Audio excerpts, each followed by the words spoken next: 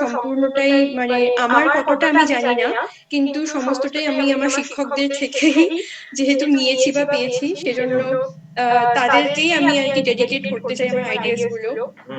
তো প্রথমত আমি যেটা মানে শুরু করব, মানে যেটা দিয়ে, সেটা হচ্ছে যে আমরা এই যে সমাজে একটা রিলেশনশিপ নেটওয়ার্কের মধ্যে রয়েছি, আমাদের অনেকগুলো সম্পর্ক রয়েছে, কিন্তু এই সম্পর্কের যে নেটওয়ার্কটা নির্মাণ হয়েছে, এই নির্মাণটার একটা মানে এই যে স্ট্রাকচারটা একটা হায়ারার্কিক্যাল স্ট্রাকচার, একটা পিরামিডাল স্ট্রাকচার, যেখানে টপমোস্ট লেভেলে একটা পার্টিকুলার রিলেশনশিপকে রেখে দেওয়া হয়েছে, এবং সেটা এতটাই প্রায়োরিটি পাচ্ছে, সেটা এতটা ইম্পর্টেন্স পাচ্ছে যে সেটা যদি, সেই সম্পর্কটা যদি আমাদের জীবনে না আসে বা না ঘটে, তাহলে আমরা খুব ডিপ্রেসড হয়ে যাই। যদি অন্য সম্পর্কগুলো থাকেও আমাদের জীবনে, ওই পার্টিকুলার সম্পর্কটা যেটা টপমোস্ট লেভেলে সমাজ রেখেছে, সেটা যদি আমরা না পাই, আমরা খুব ডিপ্রেশনে চলে যাই। এবং সেটা হচ্ছে একটা ব্র্যাকেটের মধ্যে হেটারোসেক্সুয়াল রোমান্টিক কাপলডম, যে আমাদের যদি একটা এরকম রোমান্টিক সেক্সুয়াল রোমান্টিক কাপলডম জীবনে না ঘটে, আমি যদি আমার পার্টনার খুঁজে না পাই, আমি যদি একটা বয়ফ্রেন্ড বা গার্লফ্রেন্ড খুঁজে না পাই, সেক্ষেত্রে আমি খুব ডিপ্রেসড হয়ে যাচ্ছি। এবং এই ডিপ্রেশনের কারণটা কিন্তু আমি নই, এটা হচ্ছে সমাজ বা সংস্কৃতি এই ডিপ্রেশনটা বাইরে থেকে নির্মাণ করছে। এবার আসছি সেকেন্ড পয়েন্ট, হচ্ছে যে এই যে প্রেমটা, আমরা তাহলে প্রেমটা কি? তাহলে আমি যদি একজন স্ট্রেট পারসন হই, আমি হেটারোসেক্সুয়াল পারসন, সেক্ষেত্রে আমি কি একটা মেয়ের প্রেমে পড়তে পারি না? আমাকে কি একটা ছেলের প্রেমেই পড়তে হবে? তার মানে প্রেমের সাথে সেক্সুয়ালিটিটাকে একটা মানে অ্যামালগামেট করা হচ্ছে। তার মানে প্রেম দিয়ে সেক্সুয়ালিটিটা গ্রস, এবং সেই গ্রসনেসটাকে ঢাকার জন্য আমরা প্রেমের অবতারণা করছি, এবং সেখান থেকেই প্রেম হয়ে যাচ্ছে নরনারীর মধ্যে ভালোবাসা। যে নরনারীর মধ্যে ভালোবাসাটা কিন্তু অ্যাকচুয়ালি সেক্সুয়াল নিডকেই স্যাটিসফাই করার জন্য আসছে, আদারওয়াইজ কিন্তু সেখানে প্রেমের দরকার নেই। কারণ আমি তো একটা মেয়েকেও ভালোবাসতে পারি as a heterosexual person. If I am a girl, I can fall in love with a girl. মানে আমি যদি প্রেমটাকে ভালোবাসাই বলি, তাহলে সেখানে নরনারীর প্রেমটা বা একটা রোমান্টিক যে কাপলডম, এইটা কেন এত প্রায়োরিটাইজড হচ্ছে, এবং সেটা বিয়ের দিকে যাচ্ছে, বিয়ের দিকে গড়াচ্ছে। অর্থাৎ প্রেম, সেক্সুয়ালিটি এবং ম্যারেজ, এই তিনটে মিলে একটা খুব কমপ্লিকেটেড একটা কাঠামো তৈরি করেছে, যেখানে একমাত্র মোনোগ্যামি সেটাই হচ্ছে লেজিটিমেট ফর্ম অফ সেক্সুয়ালিটি। অর্থাৎ আমি যদি প্রেমের বাইরে বা বিয়ের বাইরে অন্য কোনো পুরুষের সাথে ফ্লার্ট করি, অন্য কোনো পুরুষের সাথে মেলামেশা করি, অন্য কোনো পুরুষের সাথে আমি যদি বিছানায় শুই, সেটা আমার পার্টনার মেনে নিতে পারছে না।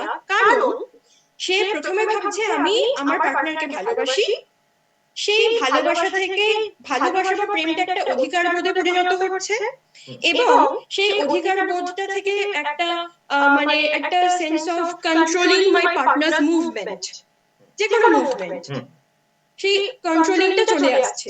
এবং যখনই একটা এই কন্ট্রোলিং এর সেন্সটা চলে আসছে, regardless of our gender identity, we become একটা প্যাট্রিয়ার্কাল ফিগার, পুরুষতান্ত্রিক একটা ফিগারে আমরা পরিণত হচ্ছি, যে আমি কি করছি, প্রেমের নামে তার মুভমেন্টকে কন্ট্রোল করছি। অর্থাৎ প্রথম থেকেই কিন্তু মানে প্রেম থেকে একটা অধিকার বোধের জন্ম হচ্ছে, পজেসিভনেস। কিন্তু আমরা কি পজেস করি, আমরা কোনটাকে অধিকার বোধ আমরা কি নিয়ে ফলাই? Property, objects.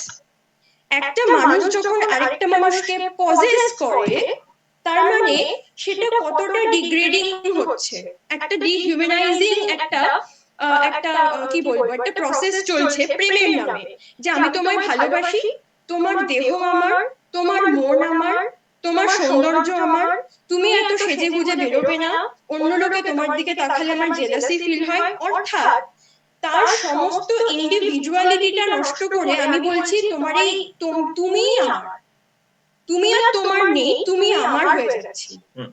এই যে একটা সাংঘাতিক রকমের ডিহিউম্যানাইজিং একটা প্রসেস প্রেমের নামে চলছে, এতে কি হচ্ছে, দুজনই মানে এটা দুজন পার্টনারের দিক থেকেই আসছে। একটা কাপেলে দুজন পার্টনারই দুজনকেই অবজেক্টিফাই করছে, দুজনকেই ডিগ্রেড করছে। একটা হেটারোসেক্সুয়াল যদি রিলেশনশিপ হয়, সেক্ষেত্রে একটা ছেলে সেই মেয়েটাকে বলছে তুমি আমার, মেয়েটা ছেলেটাকে বলছে তুমি আমার, দুজনেই দুজনকে পারস্পরিক ভাবে এই ডিহিউম্যানাইজ করছে। কারণ আমরা কি প্রসেস করি, আমরা প্রপার্টি প্রসেস করি, আমরা কিছু ফার্নিচার পজেস করি, আমরা কি পজেস করি, আমরা বাড়ি ঘর টাকা পয়সা সম্পত্তি, এগুলো আমাদের অধিকার, এগুলো আমাদের ভোগ দখলের জিনিস। এবং মানুষও যখন একটা ভোগ দখলের জিনিসে পরিণত হচ্ছে, তখন মানুষের মনুষ্যত্ব লোপ পাচ্ছে। সুতরাং যখন আমরা প্রেমের নামে এরকম একটা সাংঘাতিক রকমের ডিহিউম্যানাইজিং প্রসেস চলছে, আর এই প্রেমটা দিয়ে কি করা হচ্ছে, যে মানে একটা beauty of sex, beauty of sexuality, beauty of attraction, beauty of infatuation, যে একটা মানুষকে সারা জীবন একটা মানুষের প্রেমেই কেন পড়ে থাকতে হবে, বা একটা মানুষকে এট আ টাইম একজনের প্রেমেই কেন থাকতে হবে, সে কি অন্য কারোর প্রেমে পড়তে পারে না, সে কি অন্য কারোর সাথে তাকে ভালো রাখতে পারে না, তার সাথে মিশতে পারে না। সুতরাং আমরা এটাকে একটা গ্রসনেস ভাবছি, যে he is cheating on me, আমার সাথে চিট করছে। আমার বয়ফ্রেন্ড যদি এখন অন্য একটা মেয়ের সাথে ঘোরাফেরা করে, তাকে ভালোবাসে, আমি তাকে বলবো যে he is cheating on me, আমাকে আর ভালোবাসে না। কিন্তু তার কি আমাকে ছাড়া আর কাউকে ভালো লাগতে পারে না, আর কাউকে তার পছন্দ হতে পারে না? সুতরাং আমি যদি এটা ভেবে নিই সে শুধুই আমার, তার দেহ মন সর্বস্ব সে আমার, তখন তার যে individuality as a human being, সেটা কোথাও একটা আঘাত হচ্ছে। এবং পুরোটাই হচ্ছে পুরুষতন্ত্রের একটা চক্রান্ত, যে চক্রান্তের মাধ্যমে সেক্সটা গ্রস, সেক্সটাকে ঢাকার জন্য আমি প্রেমের অবতারণা করছি, এবং পলিগ্যামিটা মারাত্মক রকমের গ্রস, সেই পলিগ্যামিটা ঢাকার জন্য আমি একটা মনোগেমাস লাভ এবং ম্যারেজের অবতারণা করছি। এবার যখন একজন আরেকজনকে এরকম একটা অধিকার বোধ নিয়ে দেখছে, প্রেমটা তখন আর, প্রেমটা তো অ্যাকচুয়ালি আমরা সবসময় আমরা যেহেতু সাহিত্যের স্টুডেন্ট, আমরা কিন্তু সবসময় পড়েছি যে কোনো প্রেম, সেটা হেটারোসেক্সুয়াল প্রেম হোক, সেটা হোমোসেক্সুয়াল প্রেম হোক, বা এনি আদার কাইন্ড অফ প্রেম, সেই প্রেমটা একটা, যে কোনো শুধু প্রেম না, যে কোনো ইমোশন, মানুষের যে কোনো আবেগই হচ্ছে একটা ফ্রি ফ্লোটিং একটা এন্টিটি বলা যায়। কিন্তু প্রেমটাকে আমরা ফ্রিলি ফ্লোট করার জায়গায় প্রেমটাকে আমরা রেস্ট্রিক্ট করছি। প্রেমের যে মুভমেন্ট, প্রেমের যে সচলতা, প্রেমের যে একটা ডাইনামিক নেচার, সেটাকে আমরা একটা বক্সের মধ্যে পুট করে আমি বলছি না তুমি এখানেই থাকো, তোমাকে আমি এর বাইরে বেরোতে দেবো না। অর্থাৎ শুধু আমি যে মানুষটার স্বকীয়তা নষ্ট করছি, মানুষটার যে ইন্ডিভিজুয়ালিটি সেটা নষ্ট করছি তাই নয়, আমাদের মধ্যে যে প্রেমটা আছে সেই প্রেমটাকেও আমি কিন্তু ডিগ্রেড করছি। প্রেমের যে কনসেপ্টটা, প্রেমের যে নোশন, প্রেম তো আমাদের উঠতে শেখাবে। প্রেমের আমাদের যে লিঙ্গুইস্টিক টার্ম গুলো আছে, আমার মনে হয় সেখানেও একটা ফ্যালাসি আছে। আমরা বলি প্রেমেরও বাঁধন, প্রেমের বাঁধন, বা বিয়ের বন্ধনে আবদ্ধ হলো। আমার মনে হয় এই লিঙ্গুইস্টিক টার্মগুলো থেকে আমাদের সরে আসা উচিত এবং অন্য রকমের কিছু, কারণ ল্যাঙ্গুয়েজ তো আমাদের চিন্তা ভাবনাটা শেপ করে ছোট থেকেই। আমরা ছোট থেকে পৃথিবীকে দেখতে শিখি ভাষার মাধ্যমে, আমাদের চেতনার বিকাশ ঘটে ভাষার মাধ্যমে। তাই আমার মনে হয় যে ল্যাঙ্গুয়েজ যেভাবে আমাদের পারসেপশন অফ রিয়েলিটিকে কনস্ট্রাক্ট করছে, সেই ল্যাঙ্গুয়েজটা খুব চেঞ্জ হওয়া দরকার। এই যে বিয়ের বাঁধন, প্রেমের বাঁধন, এগুলোই আমাদের ভাবতে শেখাচ্ছে যে আমরা একটা বন্ধনে আবদ্ধ হচ্ছি, অথচ prem is suppose to give us liberty, freedom.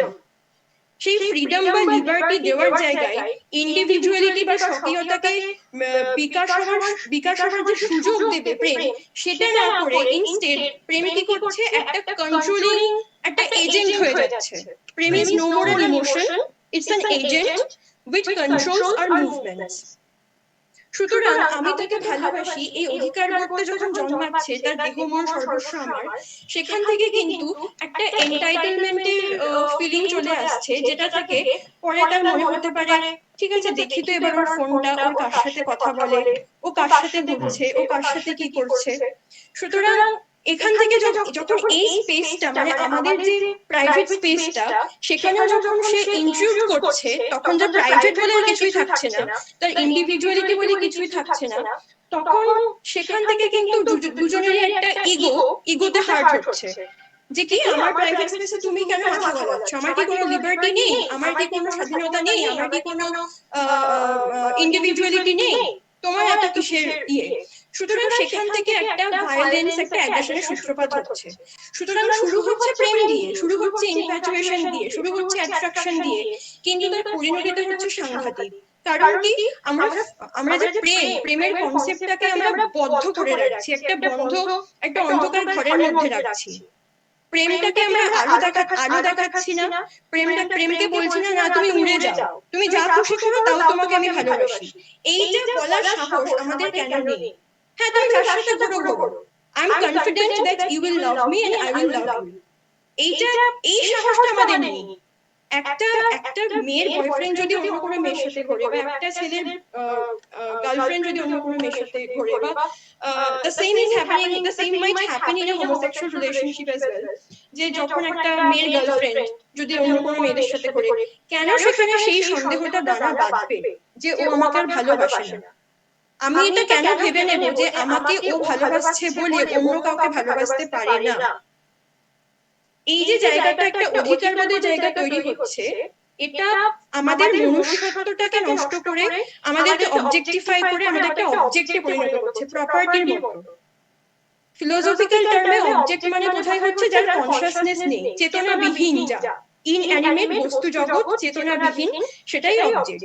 এবং সাবজেক্ট মানে যে অবজেক্টের দিকে তাকিয়ে আছে এবং তাকে, অর্থাৎ সাবজেক্ট এখানে অ্যাক্টিভ এজেন্ট এবং অবজেক্ট হচ্ছে প্যাসিভ। সুতরাং কি হচ্ছে, হিউম্যান বিং অ্যাক্টিভ এজেন্ট থেকে প্যাসিভ এজেন্টে পরিণত হচ্ছে। তার মানে তার ইন্ডিভিজুয়ালিটি শেষ, তার পার্সোনাল লিবার্টি, ফ্রিডম কিচ্ছু থাকছে না, এবং সে একটা রকম প্যাসিভ এজেন্টে পরিণত হচ্ছে, যার কোনো কনসিয়াসনেস নেই। সে শুধু কন্ট্রোলড হবে, সে উইল বি লুকড অ্যাট। সে এমন একটা জিনিসে পরিণত হচ্ছে যার দিকে আমি তাকিয়ে আছি, যাকে আমি কন্ট্রোল করছি, অর্থাৎ তার কোনো রকম কোনো এজেন্সি নেই, তার কোনো রকম ভূমিকা নেই, তার কোনো রকম রোল নেই পারফর্ম করার। এটা একটা, আমার মনে হয় এই জায়গাটা থেকে আমাদের বেরোনো খুব দরকার, যে আমি তোমাকে ভালোবাসি মানে আমি তোমাকে ওন করি, আই ওন ইউ। এই ওনারশিপ আর ওনড, আমার মনে হয় এই রিলেশনশিপ স্ট্রাকচারটা, বা এরকম একটা স্ট্রাকচার একটা রিলেশনশিপে না থাকাই ভালো। এটা অনেক মেন্টাল স্ট্রেস তৈরি করে আমাদের মধ্যে। দেখি তো কার সাথে কথা বলছে, হয়তো আমার বয়ফ্রেন্ড বা আমার গার্লফ্রেন্ড যদি অন্য কোনো মানুষের সাথে মেশে, তার যদি এরকম ভাবে কোনো মানে মেশে বা কথা বলে, তখন আমার মনে হবে ও আমাকে চিট করছে, তখন একটা মেন্টাল স্ট্রেস তৈরি হয়, এবং সেখান থেকে আমরা ভায়োলেন্ট হয়ে যাই, অ্যাগ্রেসিভ হয়ে যাই, যে তুমি কেন এটা করছো, তুমি কি করে আমার সাথে চিট করতে পারো। সুতরাং সমস্ত ব্যাপারটাই মনে হয় যে খুব ইজিলি বা স্মুথলি যদি আমরা দেখি বা ভাবি, তাহলে আমার মনে হয় যে এই প্যাট্রিয়ার্কাল যে নোশন অফ প্রেম, সেটা থেকে আমরা বেরিয়ে আসতে পারবো। এটাই আর কি। খুব ভালো কস্তুরী, তোমার বক্তব্য। হ্যাঁ, শোনা যাচ্ছে আমার কথা? হ্যাঁ হ্যাঁ স্যার, একদম। হ্যাঁ, তা তুমি অনেকটাই জায়গা কভার করেছো, অনেকগুলো জায়গায় বলেছো। খুবই ধন্যবাদ তোমাকে। তুমি তোমার কথাতেই বোঝা যাচ্ছে যে তোমার যে মানে ভীষণ একটা স্পন্টেনিয়াস একটা আউটবার্স্ট আর কি, যে বোঝাই যাচ্ছে যে একেবারে অনেক মানে ভেতরে জমে ছিল কথাগুলো, যেন বলার একটা যে একটা জায়গা, মানে মানে যে একেবারে সেই ঝড়ের মতন তুমি বলে গেলে। অনেকদিন ধরে সেই অধক্ষিপ্ত হতে হতে, অধক্ষেপণ হতে হতে আর কি আজকে একটা সেটা রিলিজ হলো। হ্যাঁ হ্যাঁ হ্যাঁ, যাই হোক, তোমাকে একটা সেই স্পেসটা আমরা করে দিতে পেরে ভালো লাগলো। ভালো লাগলো যে তুমি এত সুন্দরভাবে জায়গাগুলোকে বলেছো, এবং খুবই স্পষ্ট ধারণা তোমার। তো যাই হোক, তুমি যে কথাগুলো বললে তার মধ্যে একটি জায়গা আমার খুব স্ট্রাইকিং লেগেছে, সেটা হচ্ছে যে অনেকগুলো জায়গায় তুমি খুব ভালো বলেছো, তার মধ্যে কয়েকটি জায়গা আমি দেখি একটু আরেকটু বলার চেষ্টা করি, তার সঙ্গে আমি সবার কথাও শুনবো আর কি। তার মধ্যে একটি যেটা তুমি বললে যে প্রেমের বন্ধন, বিবাহ বন্ধন, হ্যাঁ, যে এই বন্ধন শব্দটা কেন রয়েছে আর কি, যে মানে প্রেম এবং বিয়ের মাধ্যমে আমরা সবসময় যে এই সম্পর্কটার মধ্যে একটা বাঁধনের ভাবনাকে জুড়ে দেওয়া হচ্ছে।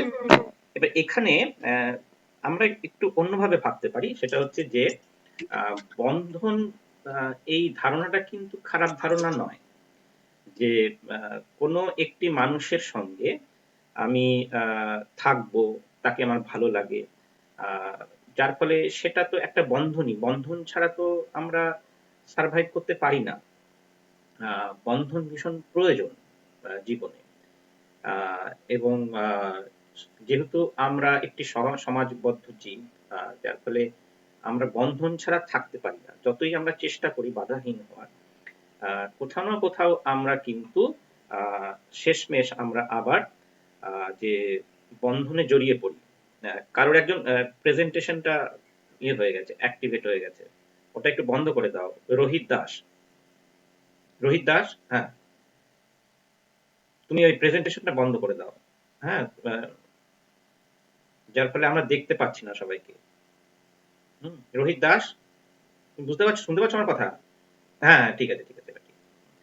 তাহলে কি হচ্ছে যে যে তুমি আরেকটু তুমি একটু ভেবে দেখো যে বন্ধনটাকে আমরা একটু পজিটিভ ওয়েতেও দেখতে পারি, কিন্তু বন্ধন মানে কিন্তু বাধা পড়ে যাওয়া নয়, আটকে পড়া নয়। যেমন আমরা আমাদের চারপাশে যে সম্পর্কগুলো, যাদেরকে আমরা আমাদের ভালো লাগে, সেই ভালো লাগার মানুষগুলো, তাদের সঙ্গে কিন্তু আমরা থাকতে পছন্দ করি, এবং তাদেরকে কাছে না পেলে আমাদের কষ্ট হয়। যার ফলে এটা কিন্তু এক ধরনের বন্ধন।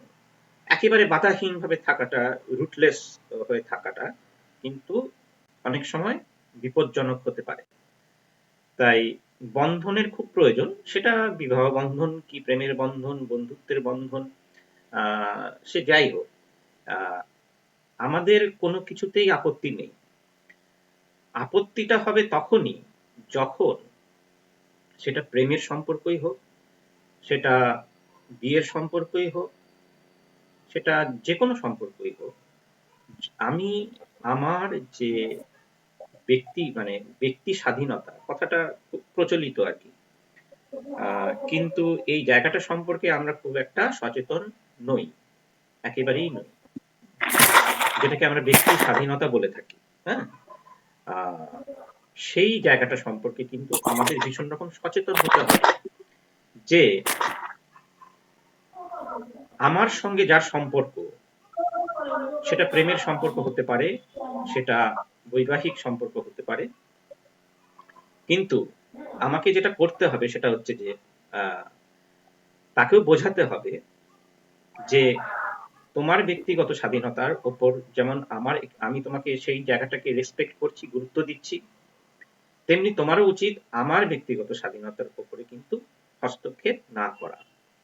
এবার এখানে একটা সমস্যা যেটা এসে যায় সেটা হচ্ছে যে যেহেতু প্রেমের সম্পর্ক বা বিয়ের সম্পর্ক আমাদের এটাই বোঝায় যে প্রেম বা বিয়ে আমাদের এই অধিকারটা দেয়, মানে পিতৃতান্ত্রিক ভাবনা দিয়ে যদি আমরা ভাবি, পিতৃতান্ত্রিক সংস্কৃতি আমাদের এটা শেখায় যে প্রেমের ভাবনা বা বিয়ের ভাবনা সেটা আমাদের কি করে, যে অপরের ওপরে অধিকার তৈরি করে, যার ফলে সে আমার, তুমি যেটা বললে যে কথাটা, যে সে তার পার্সোনাল প্রপার্টি হয়ে যায়।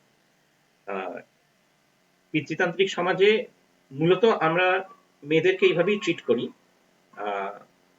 কিন্তু পুরুষও যে এইভাবে ট্রিটেড হয় না তা নয়, কিন্তু যেহেতু আমাদের পিতৃতান্ত্রিক সমাজ এবং এই সমাজে যেহেতু পুরুষরা তুলনামূলকভাবে অনেক বেশি অধিকার এবং ক্ষমতা তারা উপভোগ করে, সেই কারণে তারা মনে করে যে বিয়ে বা প্রেমের মাধ্যমে যে যাকে সে গ্রহণ করছে, সে তার পার্সোনাল প্রপার্টি হয়ে যাচ্ছে, তার ব্যক্তিগত একটা মালিকানা জায়গা হয়ে যাচ্ছে। এখানেই সমস্যাটা তৈরি হচ্ছে। এই ব্যক্তিগত মালিকানার যে ভাবনাটা, যার থেকে তার মনে হচ্ছে যে যেহেতু এটা আমার সম্পত্তি, যেমন কোনো একটা গুরুত্বপূর্ণ সম্পত্তি যখন আমরা নিই আর কি, তখন কি হয় যে সেটাকে আমরা নানানভাবে প্রোটেক্ট করার চেষ্টা করি, সেটাকে প্রাচীর দিয়ে ঘিরি এবং সেখানে নামের ফলক লাগাই, যে যে নিজের নাম লিখে যে এটাকে চিহ্নিত করা এবং সমস্ত কিছু থেকে সেটাকে আলাদা করার যে একটা প্রচেষ্টা, সেটা কিন্তু যেটা তুমি অনেক ভালোভাবেই ব্যাখ্যা করলে, যেটা অপরের ক্ষেত্রেও, মানে যাকে আমি প্রেমের সম্পর্কে জড়াচ্ছি, যাকে আমি বিয়ের সম্পর্কে জড়াচ্ছি, তার সঙ্গেও আমি একই রকম ভাবে ব্যবহারটা করছি। এবং যেহেতু তাকে আমি আমার পার্সোনাল প্রপার্টি মনে করছি, তখন আমি মনে করছি যে তাকে কোনোভাবেই অন্যের সঙ্গে শেয়ার করা যায় না, কারণ তার আরেকটি যে ভাবনা, যেটা হচ্ছে যে পবিত্রতার ধারণা, পিউরিটির ধারণা, যে সেটাকে রক্ষা করতে হবে। এর মধ্যে অনেক ভাবনা আসে আর কি, সে প্রপার্টি ধারণা আনলে অনেক জায়গা চলে আসে, আমি অত ডিটেলে যাব না, আমরা সম্পর্কের মধ্যেই থাকবো, আমরা যে বিষয়টা আলোচনা করছি তার মধ্যে থাকবো। তা যাই হোক, ওই জায়গাটা আমার একটু বলার, তুমি অবশ্যই এই জায়গাটা খুব ভালো বলেছো, যে ওই যে পিরামিডাল যে স্ট্রাকচার, সেই স্ট্রাকচারের মধ্যে যে প্রেম, বিয়ের সম্পর্ক, এটাকে আমরা একেবারেই সবচেয়ে উপরে রাখি, যার ফলে এটার গুরুত্ব সবসময় বেশি, যার ফলে প্রেমের সম্পর্ক বা বিয়ের সম্পর্ক এগুলোকে সবসময় ভীষণ রকম ভাবে যে এগুলোকে গুরুত্ব দেওয়া হয় আমাদের সমাজে। এবং বিয়ে তো জানোই যে আমরা সবাই দেখি যে সাংঘাতিক রকমের, যে মানে ম্যারেজ ইজ অলওয়েজ ইভেন্ট আমাদের কাছে, এর থেকে বড় ইভেন্ট আমাদের জীবনে হয় না আর কি, হতে পারে না, হয়তো সেই কারণেই এটাকে এত বেশি গুরুত্ব দেওয়া হয়। যাই হোক, আমি বেশি কথা বলবো না, কারণ আমি এখানে আলোচনা শুধু করে যাবে এটা হতে পারে না, আমি সবার কথাই শুনতে এসেছি। যাই হোক, অনেক ধন্যবাদ কস্তুরীকে। কস্তুরীর আরো কিছু জায়গা আছে, সেগুলো সুযোগ হলে আমরা পরে আবার ফিরে আসবো। আর আজকের আলোচনা অনেকে রয়েছে, আমি আরো অন্য যারা রয়েছে তাদেরকে একটু ভিউজ গুলো আমি নিতে চাই আর কি, যে তাদের মতামত গুলো আমি নিতে চাই। আর আরেকটি কথা আমি এর মধ্যে, বিপাশা কিছু বলবে? হ্যাঁ, তুমি বলে নাও দাদা, তারপর বলছি। আরেকটি জায়গা আমি এখানে রাখছি, মানে আরেকটি প্রশ্ন এখানে রাখছি। প্রথমে যেমন একটি প্রশ্ন রেখেছিলাম, এখানে একটি প্রশ্ন রাখছি যে প্রেমের সম্পর্ক বা বিয়ের সম্পর্কে যে কয়েকটি কথা ভীষণ জড়িয়ে থাকে, তার মধ্যে একটি হচ্ছে যে যেটাকে আমরা বলি যে বিশ্বস্ততা, মানে হচ্ছে যে ফেথফুলনেস, বিশ্বস্ততা, এটা নাকি খুব জরুরি। এই বিশ্বস্ততা বলতে আমরা ঠিক কি বুঝি? এক, 2 নম্বর হচ্ছে যে সম্পর্কের মধ্যে রেসপন্সিবিলিটি, দায়িত্ব বা দায়বদ্ধতা, সেটার জায়গাটা কোথায়? এবং হচ্ছে যে আরেকটি কথা যেটা খুব জড়িয়ে থাকে সম্পর্কের মধ্যে, কনস্ট্যান্সি, অর্থাৎ যে স্থিরতা আর কি। হ্যাঁ, যেটা কস্তুরীও যে জায়গাটা বলেছে আর কি, যে প্রেমের সম্পর্ক বা বিয়ের সম্পর্কের মধ্যে কনস্ট্যান্সি থাকা খুব প্রয়োজন। এখন এই পিতৃতান্ত্রিক মানসিকতা দিয়ে যদি আমরা বিচার করি, তাহলে এই শব্দগুলো বিশ্বস্ততা, দায়বদ্ধতা এবং হচ্ছে যে স্থিরতা বা আনুগত্য যে জায়গাগুলো, সেগুলো আমরা কিভাবে বুঝি, বা এগুলোর প্রকৃত রূপটা ঠিক কেমন হওয়া উচিত? মানে প্রেমের সম্পর্ক বা বিয়ের সম্পর্কের সঙ্গে এই শব্দগুলো খাপ খায় কি না খায় না? আচ্ছা, বিপাশা, হ্যাঁ বিপাশা বলো। হ্যাঁ, প্রথমে আমার আগে যিনি বললেন কস্তুরী দি, বাট আমার সিনিয়র নাম জানি না, যাই হোক, তো উনি একটা কথা বললেন, খুব ভালো লাগলো আমার, পিরামিডিক্যাল স্ট্রাকচারটার কথা বললেন। ওখানে উনি বললেন হেটেরোসেক্সুয়াল রোমান্টিক রিলেশনশিপের ডিমান্ড ক্রিয়েট করা হয়, কিন্তু আমি বলবো এটা আমার উপলব্ধি যে কোনো হিউম্যান বিংকে এটা রিয়েলাইজ করানো হয় প্রেশারের মাধ্যমে পুরো সোসাইটি থেকে, যে একটা রিলেশনশিপ দরকার এবং যেটা ভীষণ ইম্পর্টেন্ট। অন্য সব রিলেশনশিপ, ইভেন আমাদের পেরেন্টসরাও বলবে যে শেষ অবধি ফিউচারে সাপোর্টের জন্য, what ever the reason may be, কিন্তু কেউ একজন সাথে থাকা প্রয়োজন। এই যে কথাটা বলা হয় সেটা ইকুয়ালি হোমোসেক্সুয়াল হিউম্যান বিংসদের ক্ষেত্রেও প্রযোজ্য, কারণ তারাও সেম জিনিসটাই ফিল করে। তাদেরকে ফিল করানো হয় এই রোমান্টিক রিলেশনশিপের একটা ডিমান্ড, যার ফলে তারা সো কল রিলেশনশিপের দিকে এগোয়। প্রথম কথা হলো এটা। এবার ম্যারেজ নিয়ে আমি বেশি কিছু বলবো না, কারণ ম্যারেজ যে পেট্রিয়ার্কির কত বড় একটা ওয়েপন সেটা আমরা সবাই জানি মোটামুটি। তো এই একটা ইনসিডেন্ট যেটা আমার খুব স্ট্রাইকিং এখনকার সময় লাগছে, যে এখনকার হোমোসেক্সুয়াল কাপলরাও ম্যারেজের দিকেই যাচ্ছে। মানে একটা একটা সিকিউরিটি কোথাও ওদের ল্যাক করছে। ভালোবাসার জন্য নয় কিন্তু এটা, এটা শুধুমাত্র এই কারণে যে আমার রিলেশনটার বাইরে যেন ও কোনো দিকে না যায়, আমার পার্টনার যেন অন্য কোনো রিলেশনে আর আবদ্ধ না হয়। আর সুমিতার একটা কথা আমার খুব ভালো লাগলো, এই বন্ধন নিয়ে যে কথাটা বললে, প্রেমের বন্ধন। তো এই বন্ধনটা খানিকটা এরকম যে তোমাকে আরো এনরিচ করবে, যে তোমাকে অন্য কোনো বন্ধনের উপলব্ধি থেকে বঞ্চিত করবে না। যখনই তুমি এই বন্ধনে যাবে তুমি আরো এনরিচড হবে, আরো নতুন উপলব্ধি জায়গা করে নেবে। আরেকটা জিনিস হচ্ছে যেটা উনি বললেন যে তুমি যা ইচ্ছে করো, I know you will love me and I will love you.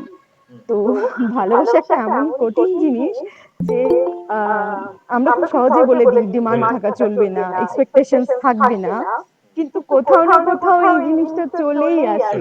কারণ যখন আমি এটা বলবো যে I know you will love me, তার মানে আমার এই জিনিসটা ভেতরে আছে, এক্সপেকটেশনটা আছে যে ও আমায় ভালোবাসে। তো যখন আমার মনে হয়, যেহেতু আজকে টপিকটা এটাই যে সন্দেহ কোথা থেকে আসে, সে বৈবাহিক জীবনেই হোক বা যে কোনো সম্পর্কেই হোক, তো আমার মনে হয় যে যখন আমাদের মধ্যে একটা ডিমান্ড জন্মায়, সামনের জনের থেকে কিছু এক্সপেকটেশনস জন্মায়, খুব স্বভাবতই মানে আমরা চাইবো যে আমি যাকে ভালোবাসছি সে আমাকে ভালোবাসবে, এরকম কিছু একটা। কিন্তু আমি একটু অন্যরকম ভাবে জিনিসটাকে পারসিভ করি, যে সেটা তো বিয়ের সম্পর্কে বলতে গেলে, বা আমি সব বিয়ের সম্পর্ক বলছি না, কিন্তু অনেকেরই মানে basically marriage is a deal, আমার এটা ফিল হয়। আর সেখানে গিভ এন্ড টেক পলিসি চলে। তো সেই রকম ভাবে দেখতে গেলে আমি কিছু দেব, তুমি কিছু দেবে, তবেই সম্পর্ক থাকবে। কিন্তু ভালোবাসার ক্ষেত্রে আমার মনে হয় না। আমি এরকমও সম্পর্ক জানি যেখানে কোনোদিন হয়তো জানানোই গেল না, প্রকাশ করা গেল না যে আমি তাকে ভালোবাসি। আমরা সবাই জানি, আমি একার কথা কেন বলবো, আমার থেকে অনেক অনেক এক্সপিরিয়েন্স মানুষজন এখানে আছেন, প্রত্যেকেই জানেন যে এই একটা স্ফিয়ারে বোধহয় গিভ এন্ড টেকটা চলে না।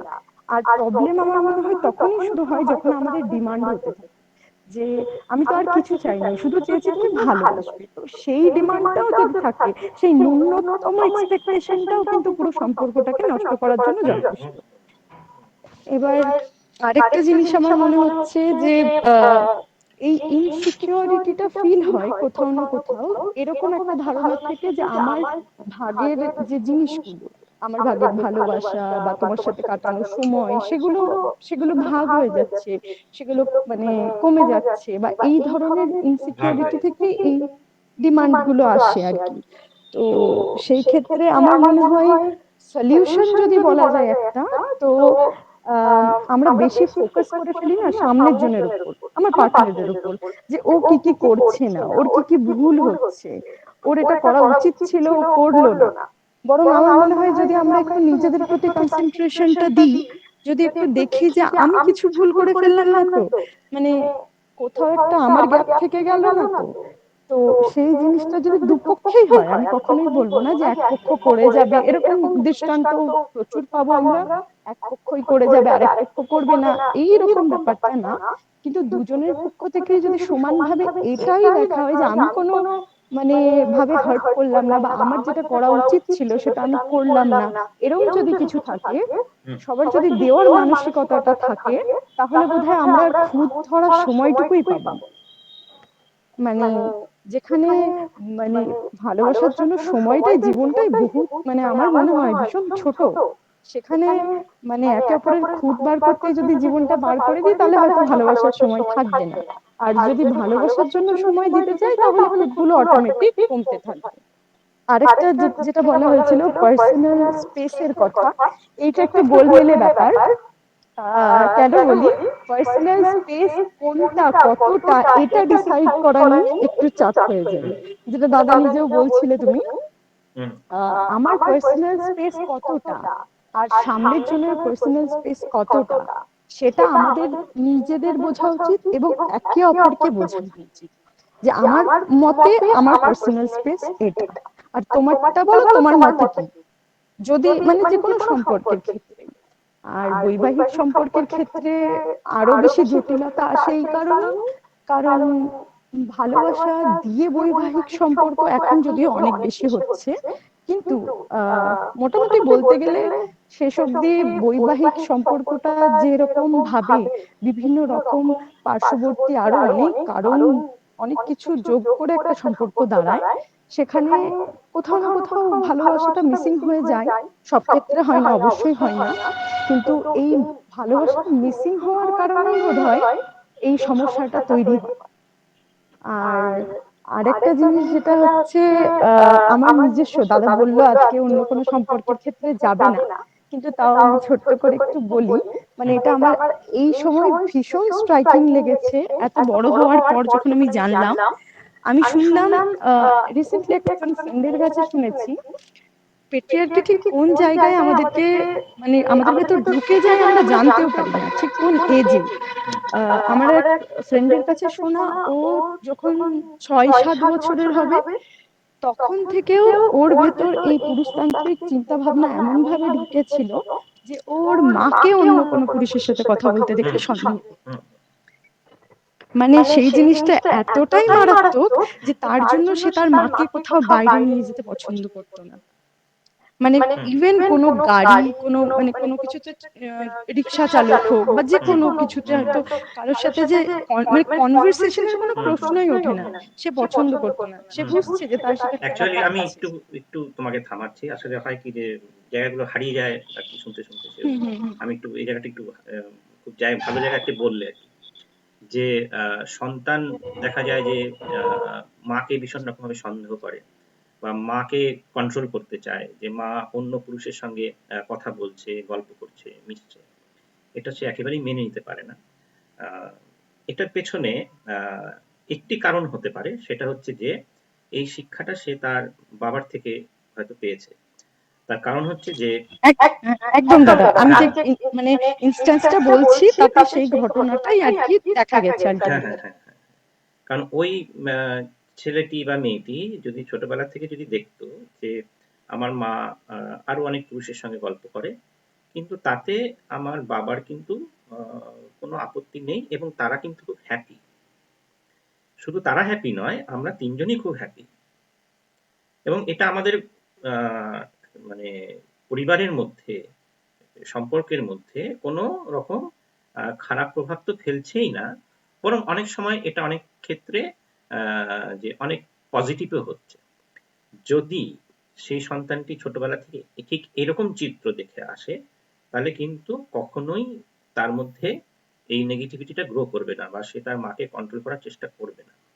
কিন্তু ও যদি ছোটবেলা থেকে দেখে যে যে মায়ের এই যে অনেক পুরুষের সঙ্গে যে সম্পর্ক, সেটা বন্ধুত্বপূর্ণ সম্পর্ক হতে পারে, যে কোনো রকম সম্পর্ক হতে পারে, তার ভালো লাগার সম্পর্ক হতে পারে, হতেই পারে, এতে আপত্তিকর কিছু নেই। এতে যদি দেখে যে সে তার বাবা ভীষণভাবে ডিপ্রেসড, তাদের মধ্যে দাম্পত্য কলহ হচ্ছে, নানা ধরনের সমস্যা তৈরি হচ্ছে, কিংবা তার বাবা মানসিকভাবে ভেঙে পড়ছে, এই জিনিসগুলো যদি সে দেখে, তাহলে স্বাভাবিকভাবেই তার এই ধরনের যে সম্পর্ক সম্পর্কে কিন্তু তার একটি যে আপত্তিকর জায়গা তৈরি হবে, তার ক্ষোভ তৈরি হবে। এটি একটি কারণ। আবার অনেক ক্ষেত্রে আমরা দেখেছি যে মায়ের এই ধরনের যে সম্পর্কগুলো, এই সম্পর্কগুলো দেখা যায় যে হয়তো বাবা মেনে নিয়েছে, কিন্তু তা সত্ত্বেও সন্তান মেনে নিতে পারছে না। এবং এটা কিন্তু আমরা অনেক গল্প সাহিত্যে এরকম দেখে এসেছি। কেন মেনে নিতে পারছে না, সেটার পেছনে খুব স্বাভাবিক কারণ, সেটা হচ্ছে যে যেহেতু সে পিতৃতান্ত্রিক মানসিকতায় সে বড় হয়েছে, যখন সে বাইরের সমাজে সে যখন মিশছে, সে যখন তার বন্ধু বান্ধবদের দেখছে, তার স্কুলমেটদের সঙ্গে সে যখন মিশছে, তখন তার মধ্যে একটা স্বাভাবিক প্রশ্ন জাগবে যে ওরা তো এরকম নয়, বা এই ধরনের সম্পর্ককে তো সবাই ভালো বলছে না, বা বাইরের লোকেরা তো আমার মাকে খারাপ ভাবছে, কিংবা আমাকে তার জন্য অপমানিত হতে হচ্ছে। যখন সে এই ধরনের অভিজ্ঞতার সম্মুখীন হচ্ছে, তখন তার মধ্যে একটা ক্ষোভ তৈরি হচ্ছে। কারণ সে দেখছে যে আমার চারপাশে আমার বন্ধুদের যে মা, তারা কিন্তু এরকম নয়, শুধু আমার মাই এরকম। এবং তার পিতৃতান্ত্রিক শিক্ষা তাকে এটা দিচ্ছে, যে শেখাচ্ছে যে মায়েদের একটা নির্দিষ্ট একটা রূপ থাকে, যে সে ঘরে থাকে এবং সে সন্তানদের দেখভাল করে। যার ফলে মায়েরা কেন এমন হবে, কারণ মা তো মাতৃরূপী। যার ফলে মাতৃরূপী মানেই হচ্ছে যে তার কোনো এই ধরনের চাহিদা থাকতে পারে না, যেহেতু সে খুব ডিভোটেড হয়। এই ধারণাগুলো যেহেতু আমাদের মধ্যে ভীষণ রকম ভাবে চেপে বসে, এবং সেখান থেকেই মায়ের উপর আমাদের একটি রাগ তৈরি হয়, যেহেতু তাকে আমরা দেবীর আসনে বসাই আর কি। এই সম্পর্কটা এখানেই মানে সম্পর্কের মধ্যে জটিলতাটা এখানেই তৈরি হয়, যখন সন্তান বড় হয় আর কি। সে মায়ের এই ধরনের যে মানে কোট আনকোট যে তার যে খোলামেলা চলাফেরা, এটা সে মেনে নিতে পারে। যার ফলে যে দুটো দিক হতে পারে, যেটা বললাম, যে সে যদি তার পরিবারে দেখে যে একটা পজিটিভলি জায়গাটাকে দেখা হচ্ছে, সবাই ক্লিক করছে, এটা নিয়ে কারোর কোনো সমস্যা হচ্ছে না, তাহলে সে হ্যাপি হতে পারে। কিন্তু তারও আবার 100% নিশ্চয়তা নেই, কারণ ভয়ঙ্কর রকম একটি পিতৃতান্ত্রিক সমাজে আমরা রয়েছি।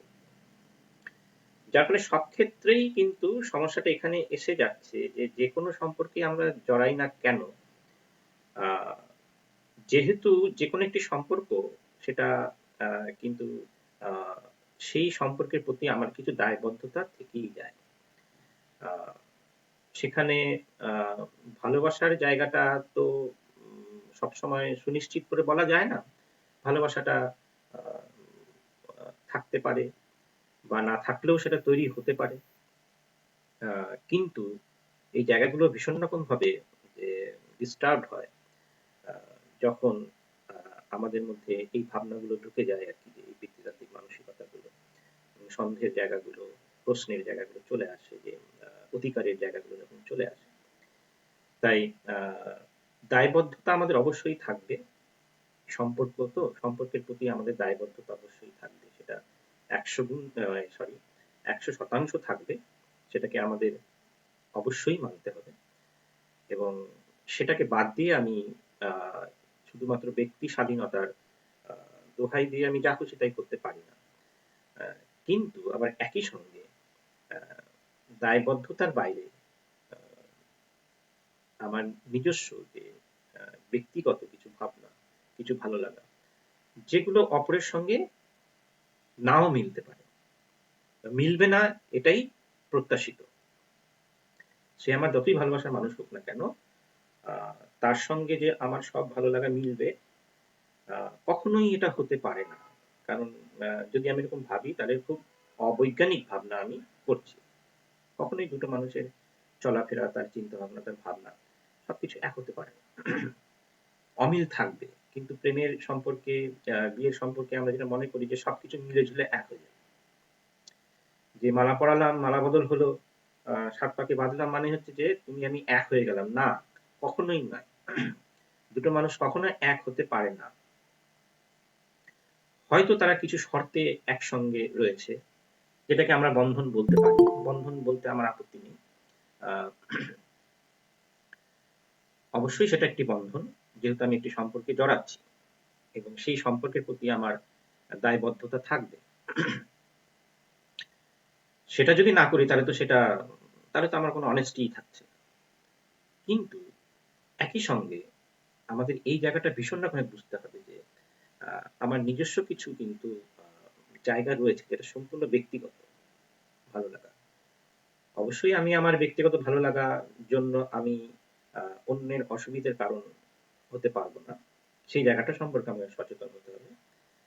কিন্তু যদি আমি কারো সমস্যা না করে আমি আমার কিছু পছন্দের জায়গা, সেই জায়গাগুলোকে সুরক্ষিত রাখতে চাই, তাহলে আপত্তি থাকার কথা নয়। কিন্তু সমস্যাটা হয় যে প্রেম আমাদের বোঝায় যে আমি সবকিছুতে খবরদারি করব, এবং এটা করতে গিয়ে হয় কি যে সম্পর্কটা একেবারেই ভীষণ রকম একটি যে সংকটময় জায়গায় চলে যায়, এনডেঞ্জার্ড হয়ে যায়। এবং এটা আমাদের এই অজ্ঞতার কারণেই এটা হয়ে থাকে। কারণ আমরা বুঝতে পারি না যে ঠিক কতটুকু অধিকার আমার আছে, বা কতটুকু যে সীমার মধ্যে আমার থাকা উচিত। এবং আমরা মনে করি যে যেহেতু প্রেম ভালোবাসা আমাদের এই মানে এর মধ্যে একটা ভয়ঙ্কর পিতৃতান্ত্রিক ভাবনা জড়িয়ে আছে, যেটা নিয়ে তোমরা এতক্ষণ বললে, যার থেকে আমাদের মনে হয় যে তাকে সমস্ত রকম ভাবে আমি কন্ট্রোল করব। প্রেমিক প্রেমিকার ক্ষেত্রে এটা মনে হয় যে আমাদের সব রকম সবকিছু এক হবে, একই খাবার খাবো, একই রকম যে ভাববো, চিন্তা করব। এটা বুঝে নিতে হবে কখনোই সেটা এক হতে পারে না। এবং একে অপরের যে ভিন্নতা, এই ভিন্নতাটাকে বোঝা এবং সেটা সম্পর্কে সচেতন হওয়া, এবং অপরের এই যে ভালো লাগার জায়গাগুলো, তার ব্যক্তিগত জায়গাগুলোকে যদি আমি সুরক্ষিত না করতে পারি, তাহলে কিসের প্রেম, কিসের ভালোবাসা? তাই তো প্রেম ভালোবাসা বলতে যদি আমি দাবিও করে থাকি, তাহলে সেটা কখনোই হতে পারে না।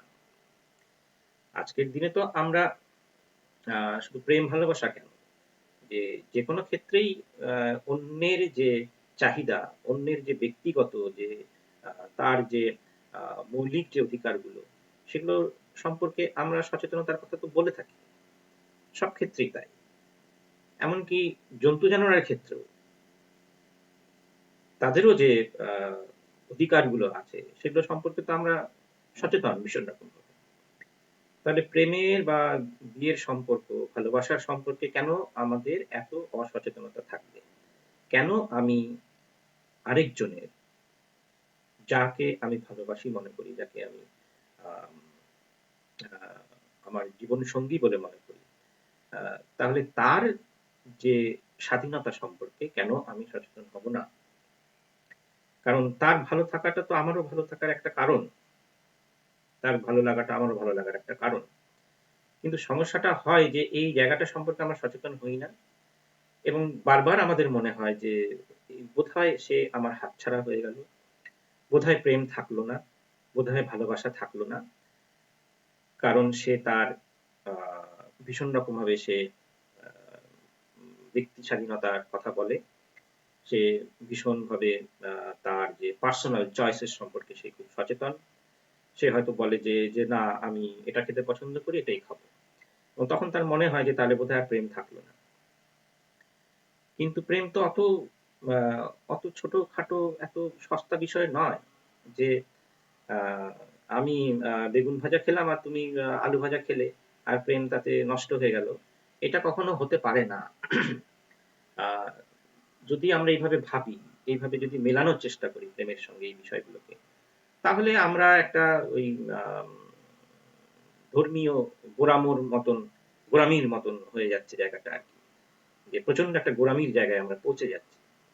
সেই জায়গাটা সম্পর্কে আমাদের সচেতন হতে হবে। এবং মূলত যে আমরা যেটা বলতে চাইছি, যে সন্দেহের জায়গাটা আমাদের তৈরি হয় এখানেই, যে মনে হয় যে এই বোধহয় ভালোবাসা চলে গেল, এই বোধহয় প্রেম হারিয়ে গেল, এই বোধহয় সে আমার হাতছাড়া হয়ে গেল, সে আরেকজনের সঙ্গে কথা বলছে, গল্প করছে, কিংবা আরেকজনের সঙ্গে সময় কাটাচ্ছে, এবং তখন আমাদের মধ্যে একটি যে টেনশন গ্রো করতে শুরু করে যে সে হয়তো হাতছাড়া হয়ে গেছে।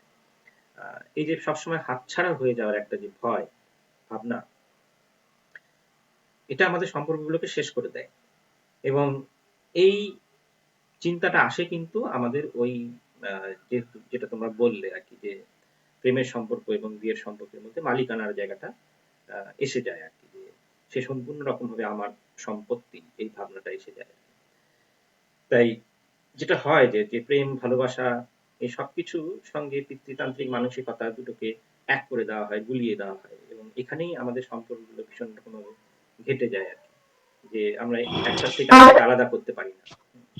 হ্যাঁ, বিপাশা আর এবার দাদা বলো। আরেকটা জিনিস এখানে, হ্যাঁ, আরেকটা জিনিস হচ্ছে যে আমাদের অনেক মিসকনসেপশন আছে, মানে মিসকনসেপশনস অ্যাবাউট লাভ। তার কারণ হচ্ছে মানে যেগুলো এই জন্যই তৈরি করা হয় আর যেগুলোর ফলে এই সন্দেহটা জন্মায়, মানে এরকম করলে তবেই ভালোবাসা, নইলে নয়। তাতে আমরা নিজেদের ফিলিংসটা নিজেরা অনুভব করতে ভুলে যাই, আমরা নিজেদের উপলব্ধির থেকে অনেক দূরে সরে আসি। এবং যেগুলো মানে তথাকথিত যে যারা মানে আর কি, এটা একটা ট্র্যাডিশনাল মতনই চলছে যে ভালোবাসলে এটা করতে হবে, তো সেই রকম ভাবেই আমরা ভালোবাসাটাকে পেতে চাই। এই যে কথাটা বললাম পেতে চাই, এখানে একটা জিনিস ইমপ্লাইড আছে, সেটা হলো ইটস এ ডেস্টিনেশন। আমার ক্ষেত্রে আমার মনে হয় যে এটা কখনোই ডেস্টিনেশন নয়, ইটস এ জার্নি। মানে এটা যদি ডেস্টিনেশনে আমরা কনভার্ট করে নিই তাহলে কমপ্লিকেশন শুরু হয়ে যাবে। আর এই জার্নিটা যদি আমাদের চলতে থাকে, এতে আপস এন্ড ডাউনস থাকবে অবভিয়াসলি, কিন্তু এই জার্নিটাকে এনজয় করাটাই আসলে মানে আমি বলবো ভালোবাসা বলতে আমি যা বুঝি। আর আরেকটা জিনিস আমার মনে হলো যে এই মিসকনসেপশনের মধ্যেই একটা পার্ট হচ্ছে যে আমরা সবসময় বলি না যে ব্যর্থ প্রেম বা ব্যর্থ প্রেমিক, এই কথাটাতে আমার ভীষণ আপত্তি এই কারণে, কারণ আমার মনে হয় যে কোনো প্রেম হয়তো ব্যর্থ হয় না, কোনো প্রেমিক ব্যর্থ হয় না, ব্যর্থ হই আমরা, যেটা আমরা ওই প্রেম বা প্রেমিকের নাম দিয়ে চালানোর চেষ্টা করি। তো এটা আমাদের প্রত্যেকের দেখা উচিত, নিজের নিজের অনুভূতি, নিজের ফিলিংস এর উপর বিশ্বাস রাখো। কোনো কিছু জীবনে প্রথমবার হচ্ছে বলে এরকম নয় যে এটা নয়, হতে পারে। এই যে তুমি একদম শুরুতেই বললে যে ভালোবাসার কোনো ডেফিনেশন হয় না, তো তুমি নিজের ডেফিনেশন ক্রিয়েট করবে। যত ভালোবাসা আছে তত ধরনের ডেফিনেশন আছে, তো তুমি নিজের থেকে যদি এটাকে উপলব্ধি না করতে পারো, আরেকটা কথা খুব বলা হয় যে সত্যিকারের ভালোবাসা, আমার এটা আমাকে ভীষণ স্ট্রাইক করে কথাটা, যে আরে বাবা ভালোবাসা হলে ভালোবাসা, নইলে কিছুই না, ওখানে সত্যি মিথ্যের ব্যাপারটাই আসে মানে না। হচ্ছে একেবারে মানে পিওরলি প্যাট্রিয়ার্কাল লাভ।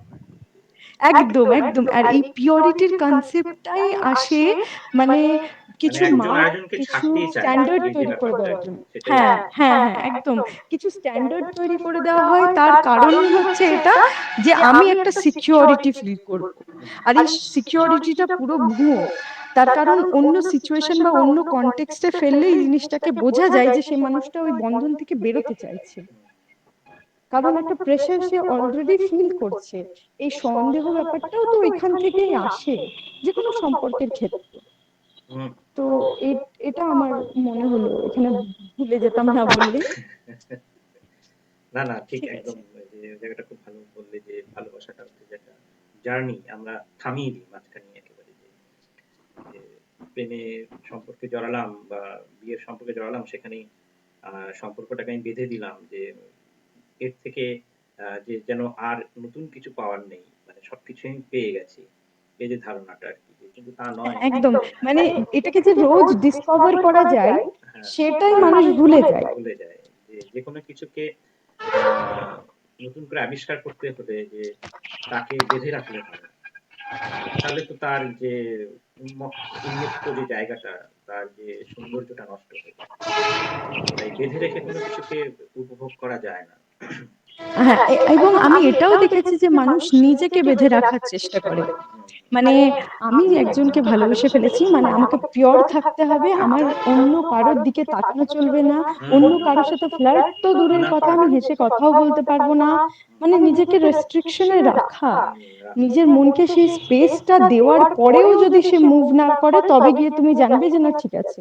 এবার তুমি যদি আগের থেকে নিজেকে রেস্ট্রিক্ট রেখে এটা ভাবো যে আমি শুধু ওকেই ভালোবাসি, অন্য কাউকে ভালোবাসি না, তাহলে সেটা একদম ইম্পোজ করছো তুমি নিজে নিজের ওপর, কারণ তোমার এটা কমফর্ট জোন হয়ে গেছে, তুমি নিজেকেই নিজের কমফর্ট জোনের বাইরে যেতে দিচ্ছ না। হ্যাঁ, এটা খুব ইন্টারেস্টিং যে পিতৃতন্ত্রটা আমরা নিজেই নিজের উপরে চাপাই জোর করে।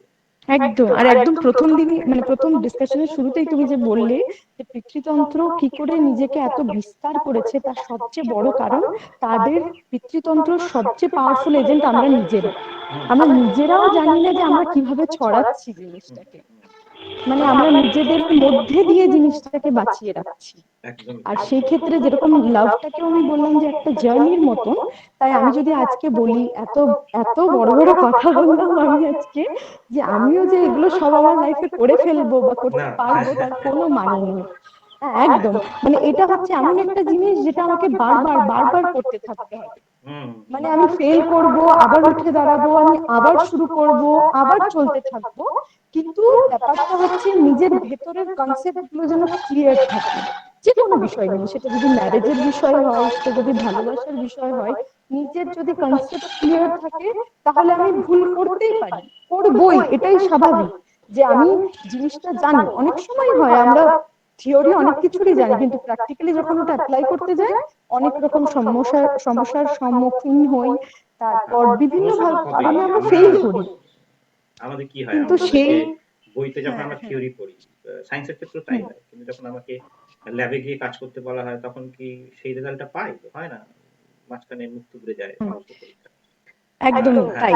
সেই যার ফলে রকম যে ভাবে আমাদের যেহেতু কনসেপ্ট প্র্যাকটিক্যাল গুলোকে লাইফে যদি এটাকে আমরা প্র্যাকটিস করি, এটা আমাদের প্র্যাকটিস করানো হয়নি, যার ফলে আমি হঠাৎ করে কিছু ধারণা আমি বই থেকে নিলাম বা যে যেকোনো ভাবেই হোক, যেমন আজকে আলোচনার মাধ্যমে যে অনেক কিছু আমরা শুনলাম, কিন্তু আমি যদি ভাবি যে যে কি হলো যে এগুলো আমি আমার পার্সোনাল লাইফে অ্যাপ্লাই করব, ব্যাপারটা কিন্তু তো সহজ নয়, হ্যাঁ, খুব কঠিন। একদম। কারণ যখন আমরা প্র্যাকটিক্যাল সিচুয়েশনের মধ্যে পড়ব তখন অটোমেটিক্যালি আমরা পিতৃতান্ত্রিক হয়ে যাব, অটোমেটিক্যালি।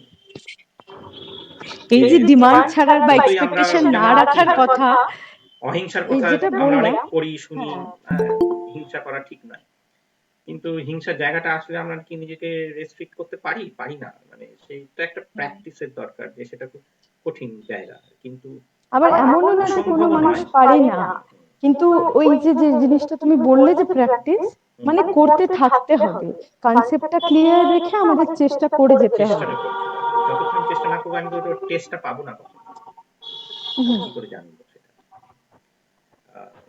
অনেক কিছু এক্সপেরিয়েন্সের মাধ্যমে আবিষ্কার হয়, সবকিছু থিওরিতে পাওয়া যায় না। তো সেই জায়গাটা আমাদের তৈরি করতে হবে, আমরা সেই চেষ্টাটা রাখার চেষ্টাটা করব। কিন্তু আমাদের একটা সমস্যা থাকে যে থিওরি জায়গাটাকে আমরা একটা একাডেমিক ফিল্ডের মধ্যে রেখে দিই, যে এটা আবার প্র্যাকটিসের জায়গায় আনার কি দরকার, সেই দায়বদ্ধতা আমার নেই। কিন্তু সেটা যদি আমি করি তাহলে তো আমি যেটা করছি সেটা আনএথিক্যাল হয়ে যাচ্ছে। আমি আলোচনায় একরকম বলছি, কিন্তু কাজে সেটাকে আমি করতে পারছি না। আনএথিক্যালের চেয়ে বড় দাদা, সেটা তোমার লাইফের কমপ্লিকেশনস বাড়াবে বই কমাবে না। হ্যাঁ, এই জায়গাটাই মানে বুঝতে হয় না। এইটা মানুষ বুঝতে পারে না যে এতে কমপ্লিকেশন তোমার লাইফেই তৈরি হবে সবচেয়ে বেশি। সে ভাবে যে এটা করলে তো আর প্রেমই থাকছে না, তাহলে আর ভালোবাসাটা কোথায়?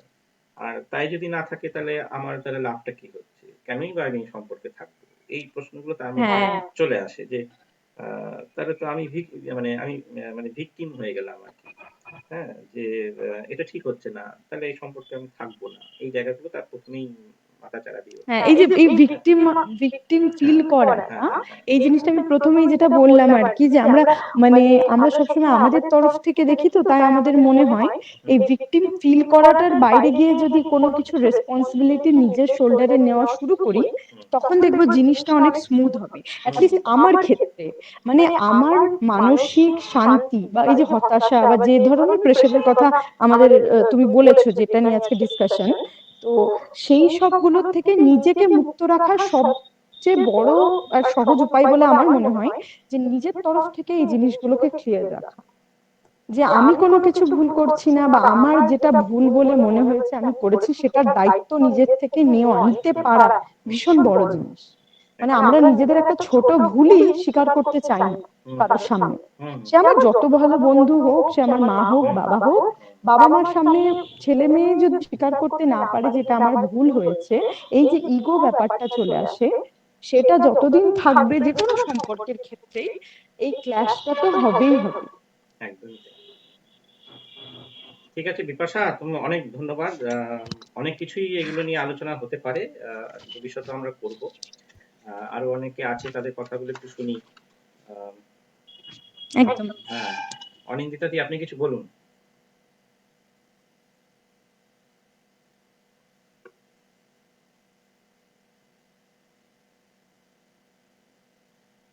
অনিন্দিতা দি শুনতে পাচ্ছেন? হ্যাঁ সকল, হ্যাঁ হ্যাঁ সুমিত, আমি অনিন্দিতা দি বলছি। হুম তো আহ, শুনছি আলোচনা, খুবই ভালো লাগছে। সবাইকে ধন্যবাদ। বিপাশা তো ভীষণ ভালো বলছে, মনে হচ্ছে শুনতেই থাকি শুনতেই থাকি। সত্যি যেটা বলার, যে যে কোনো সম্পর্কটাই যেন মনে হচ্ছে একটা জার্নির মতো সম্পর্ক, মানে একটা পারস্পরিক নির্ভরতা আমার মনে হয়। সে সন্তানের সাথেই হোক, প্রেমিকের সাথেই হোক, বা নিজের কলিগের সাথেই হোক, সব জায়গাতেই যখনই মনে হয় যে আমি তার উপর নির্ভর করতে পারছি না, বা যাই হোক যেটাকে বলা হচ্ছে গিভ অ্যান্ড টেক, হ্যাঁ, তখনই যেন মনে হয় কোথাও সম্পর্কের একটু হলেও অবনতি দেখা দেয়। হ্যাঁ, যে জন্য আমরা অনেক সময় বলি আমরা মানসিক কষ্টে আছি। হ্যাঁ, যেটা প্রকাশ করতে পারি না। মানসিক কষ্টটা তখনই হয় যেখানে আমরা ভাবি সম্পর্কটা খুব গভীর, সেই জায়গা থেকেই কিন্তু ক্ষতর সৃষ্টি হয়। তো সেই জন্য এখন মানুষ সত্যি করে, মানে আমি আমাকে ধরে নিয়েও বলছি, আমরা সবাই কিন্তু একটু স্বার্থপর, একটু লোভী। হ্যাঁ, মানে একদম আমরা বলতে, আমরা তো সমাজ বহির্ভূত নই, সুতরাং কম বেশি স্বার্থপর বলো, বা এই ধরনের জিনিসগুলো থেকেই যায়। যখনই যেন মনে হয় কোথাও একটু স্বার্থের ছেদ করছে, তাতে যত প্রিয়জনই হোক না কেন, কোথাও যেন একটা কষ্ট বলো, বা সম্পর্কের অবনতি, বা একটা ক্ষয়, একটা যেন মনে হচ্ছে। তা সেই জন্য খুব ভালো লাগছিল, মানে আমার যে আগে যিনি বলছেন, হয়তো আমার থেকে অনেক ছোটই হবে, জুনিয়র বিপাশার কথাগুলো। হ্যাঁ, যে সত্যি যে কারণে তখন আমাদের একটা মানসিক অবসাদ চলে আসে। আর সম্পর্ক, ভালোবাসা যেখানে যত বেশি, আমার মনে হয় অবসাদও সেইখান থেকেই সৃষ্টি হয়। সৃষ্টি হচ্ছে। হ্যাঁ, হ্যাঁ, কারণ মানে তাকে এটা আমাদের ভালোবাসি। ধারণাটার মধ্যে ভুল হচ্ছে। যদি ভালোবাসার সম্পর্ক যদি আমার মধ্যে অবসাদ তৈরি করে, তাহলে বুঝতে হবে যে ওটা ঠিক ভালোবাসা নয়। তার কারণ হচ্ছে ওই ভালোবাসাটা ভীষণ রকম ভাবে একটি পিতৃতান্ত্রিক ভালোবাসা। এটা আমাদের কিন্তু খুব ভালো করে বুঝতে হবে, কারণ এইখানেই আমরা গন্ডগোলটা করে থাকি, যে গভীর ভালোবাসা মানেই হচ্ছে যে সেটা আমাদের চরম হতাশার জায়গা তৈরি করবে। কখনোই নয়। প্রথমে, হ্যাঁ, আর প্রথমে কি বলতো, ওই ভালোবাসার মোড়কেই না সম্পর্কটাকে দেখা হয়। হয়তো সত্যিকারের ভালোবাসা নেই, মানে ভালোবাসা তো আলো দেয় মানুষকে। হ্যাঁ, কিন্তু একটা সময়ের পর দেখা যাচ্ছে সেই আলোটা যেন আস্তে আস্তে কোথাও ফিকে হয়ে যাচ্ছে। মানে সত্যি ভালোবাসাটা ছিল না, একটা ভালোবাসার মোড়ক, একটা সুন্দর প্যাকেজিং ছিল, যেটাকে ভালোবাসা বলে ভুল করেছি, আর যেটাকে মোহ পরে কেটে যাচ্ছে, যার জন্য কষ্ট পাচ্ছি। হ্যাঁ, একমুখী ভালোবাসা হলেই তখন সম্পর্কটা আস্তে আস্তে ওই হইতে থাকে, তার সঙ্গে মানসিক ক্লেশ, মানসিক কষ্ট, অবসাদ। হ্যাঁ, তারপরে নানান রকম মানসিক অবসাদের সঙ্গে শারীরিক সমস্যা, এগুলো নিয়েই আমাদের বহন করে চলতে হয়। সেই জন্য যে, মানে এটা ঠিকই বলেছে বিপাশা, যেটা আমার আমার ভালো লাগছিল, যে সমস্ত মানে যত খারাপ দিক বা যত মনে হচ্ছে সেগুলো যদি নিজের ঘাড়ে নিয়ে নি, হ্যাঁ এটার জন্য আমারই মনে হয় ঠিক বলা উচিত ছিল, বা ঠিক কাজটা করা উচিত ছিল, তত নিজের ওই মানসিক শান্তিটা মেলে। কিন্তু সেটা তো সব সময় হয়ে ওঠে না। আর সম্পর্কটা সত্যি মানে একটা নির্দিষ্ট করে তো কোনো ডেফিনিশনে আটকে রাখা যায় না। যে কোনো সম্পর্কে দুটি ভালোবাসা। দিদি, এই জায়গাটা আমাদের একটু ভাবতে হবে, সেটা হচ্ছে যে সবকিছু আমি মেনে নেব, এটা কিন্তু কোনো ভালোবাসার শর্ত হতে পারে না। না না দাদা, এক মিনিট, আমি ওখানে বলতে যাচ্ছিলাম, আমি এইভাবে বলতে চাইনি কথাটা। এটা হ্যাঁ, আমাদের যে বুঝতে হবে। সবকিছু মেনে নেব মানে তা নয় ব্যাপারটা হুম, ঠিক, যে যা হবে যে কোনো প্রবলেম সবকিছুই আমি মেনে নেব। আমার কথা মতন আমি যা বলতে চেয়েছি যে হুম, যে জায়গায় আমি একটু নিজেকে স্থির করে একটু যদি চিন্তা ভাবনা করে দেখি যে আমার কোনো জায়গায় খামতি থেকে যাচ্ছে না তো, হুম, তাকে ব্লেম করার আগে হুম, আমার কথা হচ্ছে যে আমরা প্রথমেই অন্যের ভুলটা আগে দেখি, হুম, হুম, যে তুমি তো দেরি করে এলে বলে আমাকে এতক্ষণ অপেক্ষা করতে হলো। এমন না তো যে আমি তাকে ইনফরমেশনটা ভুল দিয়েছি বলে তার আসতে দেরি হলো। হুম, আমি এই কথাটা বলতে চাইছি হুম, যে এই রকম ভাবে। আর দিদি যেটা বললেন যে অবশ্যই মানসিক শান্তিটা এইভাবেই আসে, কিন্তু আমি একটু অন্য দিক থেকে বলেছি ব্যাপারটা যে আমাদের প্রত্যেককেই আগে নিজেকে ভালোবাসা উচিত। মানে ভীষণ ভাবে নিজেকে ভালোবাসতে না পারলে বোধহয় স্বার্থপরের ভালোবাসা নয়, কিন্তু এই হুম, এই ভালোবাসাটা আমি অন্যরকম হ্যাঁ, বলছি, যেখানে মানুষ কিছু দিয়ে কারোর জন্য কিছু ভালো করে শান্তি পায়। আমি সেই ধরনের ভালোবাসার কথা বলছি। সেটাও কিন্তু আমি নিজের জন্যই করছি। আমি যদি কাউকে কিছু দিচ্ছি, কিছু করছি, তাতে আমার ভালো লাগছে বলেই আমি করছি। এখন আমি ওটাকে অনেক ভালো নাম করে দান ধ্যান অনেক কিছু দিতে পারি, সুন্দর মোড়কে বেঁধে ওটার কোনো একটা ভালো নাম দিয়ে তাকে দিতে পারি, কিন্তু আসলে আমি কেন করছি কাজটা? কারণ আমার ভালো লাগছে। আর কখনো কখনো আমার ভালো না লাগাটাও আমার ভালো লাগে। মানে আমি কোনো জিনিস দিচ্ছি, হয়তো হয়তো আমার সবচেয়ে প্রিয় খেলনাটা আমি কাউকে দিয়ে দিচ্ছি, আমার কোনো ভাই বা বোনকে, আমার দেওয়ার মন নেই, দিতে ইচ্ছে করছে না, কিন্তু ওকে দেওয়ার পর ওর ভেতর যে আনন্দটা দেখছি সেটা হয়তো আমার ভালো লাগছে। হুম, মানে এই এই সূক্ষ্ম সূক্ষ্ম জিনিসগুলোর মধ্যে আমরা মানে ভীষণভাবে জড়িয়ে পড়ি। তো আমি ওই জিনিসটা বলতে এরকম না যে সব যাই ভুল হয়েছে আমি মেনে নেব, একদমই সেরকম কিছু না, কিন্তু সব সময় অন্যের ভুলটা আগে ধরার আগে আমার যেন কোনো স্পেস এমন না থেকে যায় যেখান থেকে মিস্টেকটা আমার। এটাই আমি আর কি বলতে চেয়েছি। হ্যাঁ, হ্যাঁ আহ, সেটা, হ্যাঁ সেটা তো ঠিকই, সেটা তো সবসময় মেনে নিতে নিতে একটা সময় আমরা বলি দেওয়ালে পিঠ থেকে গেছে। হুম, হ্যাঁ একদম, একদম, আর তাতে হতাশাটা একদম প্রকাশ পায়। তখন চলে আসে। না হুম। সেটা তো ঠিকই, কিন্তু যেহেতু মানে সম্পর্কটা বা ভালোবাসাকে যদি বাঁচিয়ে রাখতে হয়, হুম, তাহলে সেক্ষেত্রে কোনো কোনো সময় কি হয় যে নিজেকেই হয়তো সেই জায়গায় একটু বেশি করে আমাকে কন্ট্রিবিউট করতে হচ্ছে, সে যে কোনো ব্যাপারই হোক না কেন, না ভালোবাসাটা সম্পর্কটাকে বাঁচিয়ে রাখছি, এবং তার পরবর্তী ফলটা হয়তো আমার ভালো লাগছে যে ওই নিজের জন্য আমি ভালোবাসতে ভালোবাসি বা সে ভালো থাকছে বলে আমি ভালো আছি, ওটা নিজের দিদি একটা একটা কথা ব্যাপার। বলবো, কিছু মনে করবেন না। হ্যাঁ, মানে আমি আপনার থেকে অনেক ছোট, তবুও আমি এই কথাটা বলছি, আমার খুবই ভয় লাগছে, বলতে ভয় না মানে না না অদ্ভুত। কোনো ব্যাপার তো, এখন নিজেদের মধ্যে একটা আলোচনা চলছে, নিশ্চয়ই এটা তো ভালো লাগছে শুনতে। বলো হ্যাঁ বলো। মানে আমার মনে হয় যে সম্পর্ক আর ভালোবাসাটা গুলিয়ে দিলেও চাপ আছে, মানে সমস্যা হয়ে যাবে। কারণ আমরা যখন বাঁচিয়ে রাখার কথা বলছি, ভালোবাসাকে বাঁচিয়ে রাখতে হয় না, সে এনিহাও বেঁচে থেকে যাবে। মানে সে যদি থাকে, আমার এটা ফিল হয়। আর সম্পর্কের ক্ষেত্রে ব্যাপারটা এফোর্টটা অনেকটা বেশি দিতে হয়, এটা আমার মনে হয় ব্যক্তিগতভাবে। তা যে সেই জন্য আমাদের তো কি ব্যাপারটা সন্দেহটা চলে আসছে না, যে হ্যাঁ হ্যাঁ হ্যাঁ, সম্পর্ক সন্দেহ, ওই না না, জন্য আপনি যেটা বলছেন সেটা ওই জন্য একদম বলছি। টপিকের অনুযায়ী বলছেন, আমি বুঝতে পেরেছি। মানে হুম। আমি এটা আরো ক্লিয়ার করার জন্য বললাম কথাটা, ওই জন্যই বললাম যে আপনার কথার মাঝখানে বলছি আর কি। মানে সম্পর্ক যে কোনো ভালোবাসার সম্পর্ক যখন ওটাতে একটা ট্যাগ বা একটা লেবেল লাগিয়ে দেওয়া হয়, তখন সেটা অনেক কিছু ডিমান্ড করে, তার আগে অবধি কিন্তু করে না। হুম মানে হুম সেই জন্য ওটাকে বাঁচিয়ে রাখার ওই ট্যাগ লাইনটা যে লেগে গেল, তারপর ওটাকে বাঁচানোর তাগিদটা আমাদের ভেতর জন্ম নেয়।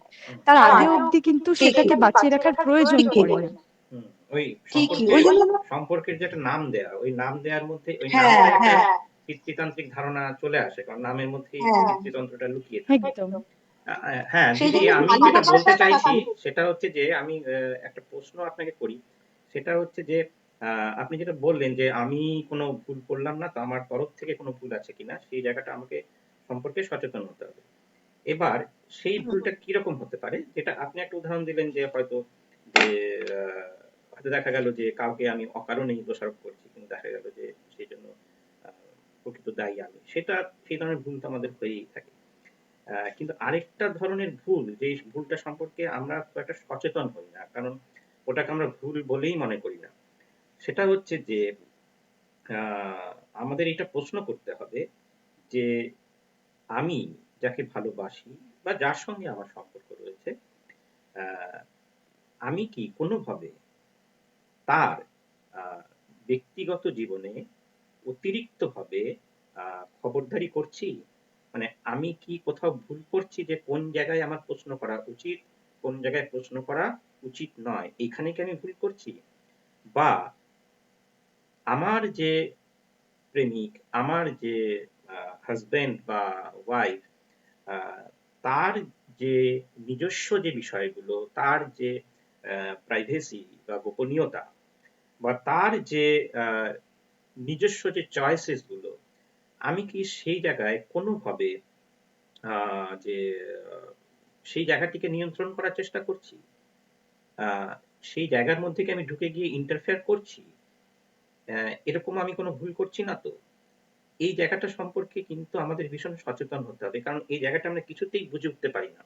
কারণ আমাদের বারবারই মনে হয় যে এগুলো তো আমি করবই, কারণ সে তো আমার স্বামী, সে তো আমার স্ত্রী, তাহলে তো আমি তো এই কথাগুলো বলবোই, আর আমি তো তাকে ভালোবাসি, তাহলে আমি কেন এই প্রশ্নগুলো করবো না? কিন্তু আমাদের বুঝতে হবে যে এখানে কিছু কিছু শর্ত আমাদের মেনে চলতে হবে, যে এগুলো আমি করতে পারি না। যেমন, ঠিক যেমন ভাবেই আমার পাশের বাড়ির একটি মানুষ, তারও কিছু ব্যক্তি স্বাধীনতা আছে যে বিষয় সম্পর্কে আমি প্রশ্ন করতে পারি না, যে আপনি এত রাত অব্দি জেগে থাকেন কেন, কিংবা আপনি এত পড়াশুনো করেন কেন, কিংবা আপনি ঘুরে বেড়ান কেন, কিংবা আপনি যে সারাদিন গান শোনেন কেন, আমার ভালো লাগে না, এগুলো আমি বলতে পারি না। তার কারণ হচ্ছে যে এগুলো তার ভালো লাগার বিষয়। হ্যাঁ, কিন্তু যদি তার কোনো আচরণ আমার সমস্যার তৈরি করে, আমার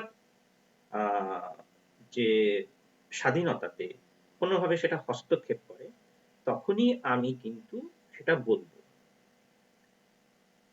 তার আগে নয়।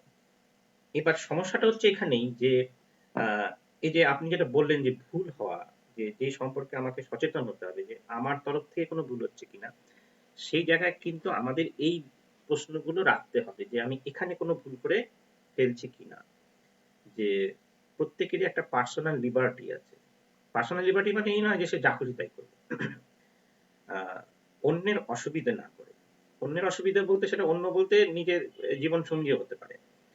তার অসুবিধা না করে যদি আমি আমার ভালো লাগার জায়গাগুলোকে সুরক্ষিত রাখতে চাই, তাহলে তো বাধা দেওয়ার কোনো জায়গা নেই। সেটা আমার স্ত্রী বা স্বামী হোক, আমার বয়ফ্রেন্ড হোক, আমার গার্লফ্রেন্ড হোক, এমনকি দেশের সরকারই হোক, কারোর অধিকার নেই। আজকে যখন আমরা বলছি যে যে আমি বিফ খাবো কিনা, আমি মাটন খাবো, কি আমি ভেজিটেরিয়ান হব না আমি ননভেজ খাবো, এটা যেমন সরকারের দায় পড়ে না, তার কারণ হচ্ছে সেটা সম্পূর্ণ আমার ব্যক্তি স্বাধীনতা। আমি কি পড়বো এটা আমার ব্যক্তি স্বাধীনতা, এই বিষয়ে অন্য কারোর বলার কোনো জায়গা থাকে না, কারণ আমি তো কারোর অসুবিধা করছি না, এটা সম্পূর্ণ আমার ব্যক্তিগত বিষয়। আমি বিয়ে করব কি করব না এটা আমার নিজস্ব ধারণা, যার ফলে কেউ আমাকে জোর করে বিয়ে দিতে পারে না, কারণ এটা সম্পূর্ণ আমার নিজস্ব সিদ্ধান্ত। আমি বিয়ে করলেও কারোর কিছু যায় ভালো হবে না, আমি বিয়ে না করলেও কারোর কিছু ভালো বা খারাপ কিছু হবে না। কারণ এই জায়গাটা আমাদের ভীষণ বোঝা উচিত যে কোনটা আমার ব্যক্তিগত বিষয় আর কোনটা আমার ব্যক্তিগত বিষয় নয়, কোন বিষয়ে আমি হস্তক্ষেপ করব আর কোন বিষয়ে আমি হস্তক্ষেপ করব না। কিন্তু গুলিয়ে যায় এটা বিশেষ করে প্রেমের সম্পর্কে এবং ভালোবাসার সম্পর্কে। সব ক্ষেত্রেই গোলায়, কিন্তু বেশি গোলায় হচ্ছে প্রেম আর ভালোবাসার ক্ষেত্রে। কারণ প্রেম ভালোবাসা আমাদের ভীষণ রকম একটা গুলিয়ে দেয়, যে সে বারবার এটা প্রমাণ করতে চায় যে যে এটার মাধ্যমে তুমি আরেকজনের উপর পুরোপুরি অধিকার যে পেয়ে যাচ্ছ, মালিকানা পেয়ে যাচ্ছ। সমস্যাটা হচ্ছে এখানেই। তখন আমাদের এই যে ফ্রাস্ট্রেশন যেটা আমরা বলছি, যে ফ্রাস্ট্রেশনের মূল কারণটা কিন্তু এইখানে, এবং যার থেকে আমাদের মনে হচ্ছে যেন সম্পর্কটা হারিয়ে যাচ্ছে। কারণ আসলে কিন্তু আমি যেটা করছি সেটা কিন্তু আমারই অন্যায়। মানে শুধু যে ওটা যে কি বলবো যে খারাপ আচরণ তাই নয়, এটা অন্যায়, অপরাধ। এটা অপরাধ। অন্যের ব্যক্তি স্বাধীনতার উপরে হস্তক্ষেপ করাটা একটি অপরাধ, এবং আমি এই অপরাধটা করছি কিসের মাধ্যমে? প্রেম বা ভালোবাসা এই নাম দিয়ে আমি এই অপরাধটা প্রতিনিয়ত দিন-রাত 24 ঘন্টা করে যাচ্ছি, এবং অপর একটি মানুষকে তাকে মানসিকভাবে নির্যাতন করে যাচ্ছি, এবং এই নির্যাতনের নাম দিচ্ছি ভালোবাসা। এটাই প্রেম। কারণ আমি তোমাকে ভালোবাসি, সুতরাং আমি তোমাকে প্রতি পদে প্রশ্ন করব, প্রতি পদে আমি জবাব চাইব। তুমি কি করছো, কোথায় যাচ্ছ, কেন এটা করছো, সমস্ত কিছু জবাব আমাকে দিতে হবে, যেহেতু আমি তোমাকে ভালোবাসি। ভালোবাসার এই অজুহাত দিয়ে আমরা একটি মানুষকে এইভাবে মানসিকভাবে নির্যাতন করছি, মেন্টাল হ্যারাসমেন্ট করছি, যেটা সম্পর্কের মধ্যে জটিলতা তৈরি করছে। শুধু তাই নয়, সেটা একটি ভয়ঙ্কর জায়গায় গিয়ে ভায়োলেন্সের জায়গায় চলে যাচ্ছে। তার থেকে আত্মহত্যা হচ্ছে, বিবাহ বিচ্ছেদ হচ্ছে। বিবাহ বিচ্ছেদটা এমন কিছু দুর্ঘটনা নয়, আমি যেটা মনে করি যে বিবাহ বিচ্ছেদ হতেই পারে, কিন্তু বিবাহ বিচ্ছেদ, বিয়েটা যেমন ভীষণ রকম ভাবে সেলিব্রেট করা হয় আমাদের সমাজে, এবং বিবাহ বিচ্ছেদটা একেবারে যেন মনে হয় যেন একটা মানে যে ওই মানে অন্ত্যেষ্টি ক্রিয়ার মতন, মানে যে ভয়ঙ্কর শোকের একটি জায়গা। দাদা একটা কথা বলবো? হ্যাঁ, এই বিবাহ বিচ্ছেদটাকে আমরা সেলিব্রেটই করি, কিন্তু in a negative way. Negative, মানে যার কারণে এটা একটা বড়সড় ইস্যু হয়ে দাঁড়ায়। এটাও যে অন্য আর পাঁচটা জিনিসের মতো নর্মাল একটা জিনিস, যে একটা মানুষের সাথে সম্পর্কে আমার পোষালো না, আমি সম্পর্কটাকে এখানে ইতি টানলাম, হ্যাঁ, এরকম যদি মানসিকতাটা হয়, মানে এটাও আমরা একদিক থেকে আমি বলবো সেলিব্রেটই করি আর কি। তো সেটা করলে জিনিসটা অত্যন্ত স্বাভাবিক হয় এবং মানুষের জীবন অনেক সুস্থভাবে কাটানো যায়। একদমই তাই। যার ফলে বিয়েটা যেমন মানুষের জীবনে বিরাট কোনো বড় ঘটনা নয়, এটা আমাদের বুঝতে হবে। কারণ মানুষের জীবনে অনেক বড় বড় ঘটনা ঘটে, তার মধ্যে বিয়ে একটি অতি সাধারণ, একটি অনিবার্য ঘটনা। বিয়ে সবার হয়েই থাকে, যার ফলে এটা এমন কিছু গুরুত্বপূর্ণ বিষয় নয়। ঠিক, বিয়ে যদি গুরুত্বপূর্ণ বিষয় না হয়, তাহলে বিবাহ বিচ্ছেদটাও গুরুত্বপূর্ণ বিষয় নয়। হ্যাঁ, আমি সিদ্ধান্ত নিতেই পারি যে আমি একজন মানুষের সঙ্গে থাকবো, আমার ইচ্ছে হলো বিয়ে করার, বিয়ে করেছি, এবং বিয়ে করার কিছু শর্ত আছে, সেই শর্তগুলো সম্পর্কে আমাকে সচেতন হতে হবে। বিয়ে করেছি মানেই যে মানে ড্যাং ড্যাং করে বিয়ে করলাম আর তারপরে যা খুশি তাই করতে থাকলাম, তা বললে হবে না। কারণ বিয়ের কিছু দায়বদ্ধতা আছে, যার ফলে সেই বিষয় সম্পর্কে কিন্তু আমাকে সচেতন হতে হবে। সুতরাং আমাকে সেই দায়িত্বটা নিতে হবে।